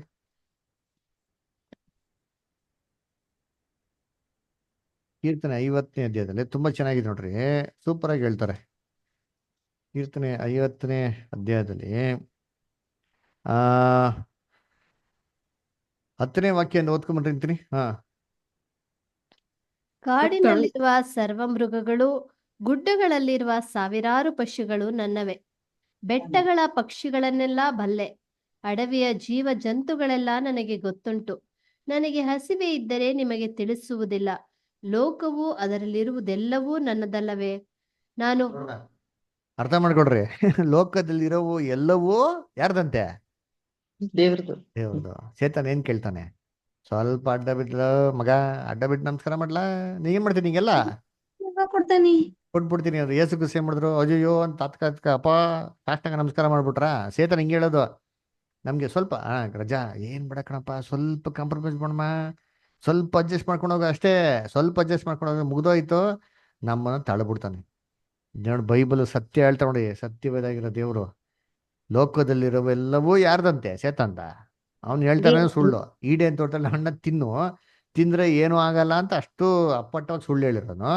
ಈ ಲೋಕನೆಲ್ಲ ಇವನ್ದಂತೆ, ಇವ್ನ್ ನಂಬ್ಕೊಂಡು ಹೋದ್ರೆ ನಮ್ಗೇನ ಕೊಡ್ತಾನೆ ಇವನು? ಏನ್ ಹೇಳ್ತಾರೆ ಅದಕ್ಕೆ? ಲೋಕದಲ್ಲಿರಂತ ಎಲ್ಲವೂ ನನ್ನದು. ಆಮೇಲೆ ನಾನು ಹೋರಿಗಳ ಮಾಂಸವನ್ನು ತಿನ್ನುವುದು, ಹೋತಗಳ ರಕ್ತವನ್ನು ಕುಡಿಯುವುದೂ ಉಂಟೆ. ಸ್ತುತಿ ಯಜ್ಞವನ್ನೇ ದೇವರಿಗೆ ಸಮರ್ಪಿಸಿರಿ, ಮಾಡಿದ ಹರಕೆಗಳನ್ನು ಪರಾತ್ಪರನಿಗೆ ಸಲ್ಲಿಸಿರಿ. ಮಾಡ್ಕೊಳ್ರಿ, ಮಾಡಿರಂತ ಹರಿಕೆ ಏನ್ ಮಾಡಿದ್ರಿ, ಒಡಂಬಡಿಕೆ ಎಲ್ಲಾ ಬ್ಯಾಪ್ಟಿಸಮ್ ತಗೊಂಡ್ಬೇಕಂದ್ರೆ ಒಡಂಬಡಿಕೆ ಮಾಡ್ಕೊಂಡಿದ್ರಿ. ಈಗೋ ದೇವರೇ ಏನ್ ಮಾಡ್ತೀನಿ ಇವತ್ತಿನ ನಿನ್ ಚಿತ್ತವನ್ನು ನೆರವೇರಿಸ್ತೀನಿ ಅಂತ ಹೇಳ್ಬಿಟ್ಮೇಲೆ ನಾವ್ ಎಷ್ಟು ಸತಿ ಅದ್ ನೆರವೇರಿಸ್ಕೊಂತ ಇದೀರಿ ಅವರ ಥಿಂಕ್ ಮಾಡ್ಬೇಕ್ರಿ. ಅದ್ರ ಇದನ್ ಮಾಡ್ರಿ ಅಂತ ಹೇಳ್ತಾರೆ ನೋಡಿ. ನೆಕ್ಸ್ಟ್ ಏನ್ ಹೇಳ್ತಾರ, ಇದ್ ಮಾಡೋದು ಏನ್ ಮಾಡ್ತಾರೆ ದೇವ್ರು? ಕಷ್ಟ ಕಾಲದಲ್ಲಿ ನನಗೆ ಮೊರೆ ಇಡಿರಿ. ಆವಾಗ ನೀವು ನಿಮ್ಮ ಒಡಂಬಡಿಕೆ ಪ್ರಕಾರ ನಡ್ಕೊಳ್ಳಿ.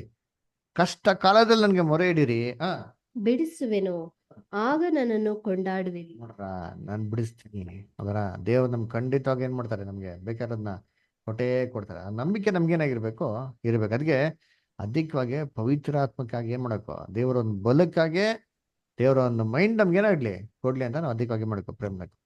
ಓಕೆ, ನಾವು ಇಲ್ಲಿ ನಿಲ್ಸೋಣ, ನೆಕ್ಸ್ಟ್ ವೀಕ್ ನಾವು ಕಂಟಿನ್ಯೂ ಮಾಡೋಣ. ಓಕೆನಾ? ಸೊ ಯಾರಿಗಾರ ಡೌಟ್ಸ್ ಏನೋ ಕ್ವಶನ್ಸ್ ಏನೋ ಇದೆಯಾ, ಏನೋ ಪ್ರಶ್ನೆ ಇದೆಯಾ ಯಾರಿಗಾರ? ಯಾರಿಗೇನಿಲ್ಲ? ಓಕೆ, ಸರಿ. ಓಕೆ, ಹಂಗಾರೆ ಒಂದು ಪ್ರೇಮ ಕ್ಲೋಸ್ ಮಾಡೋಣ.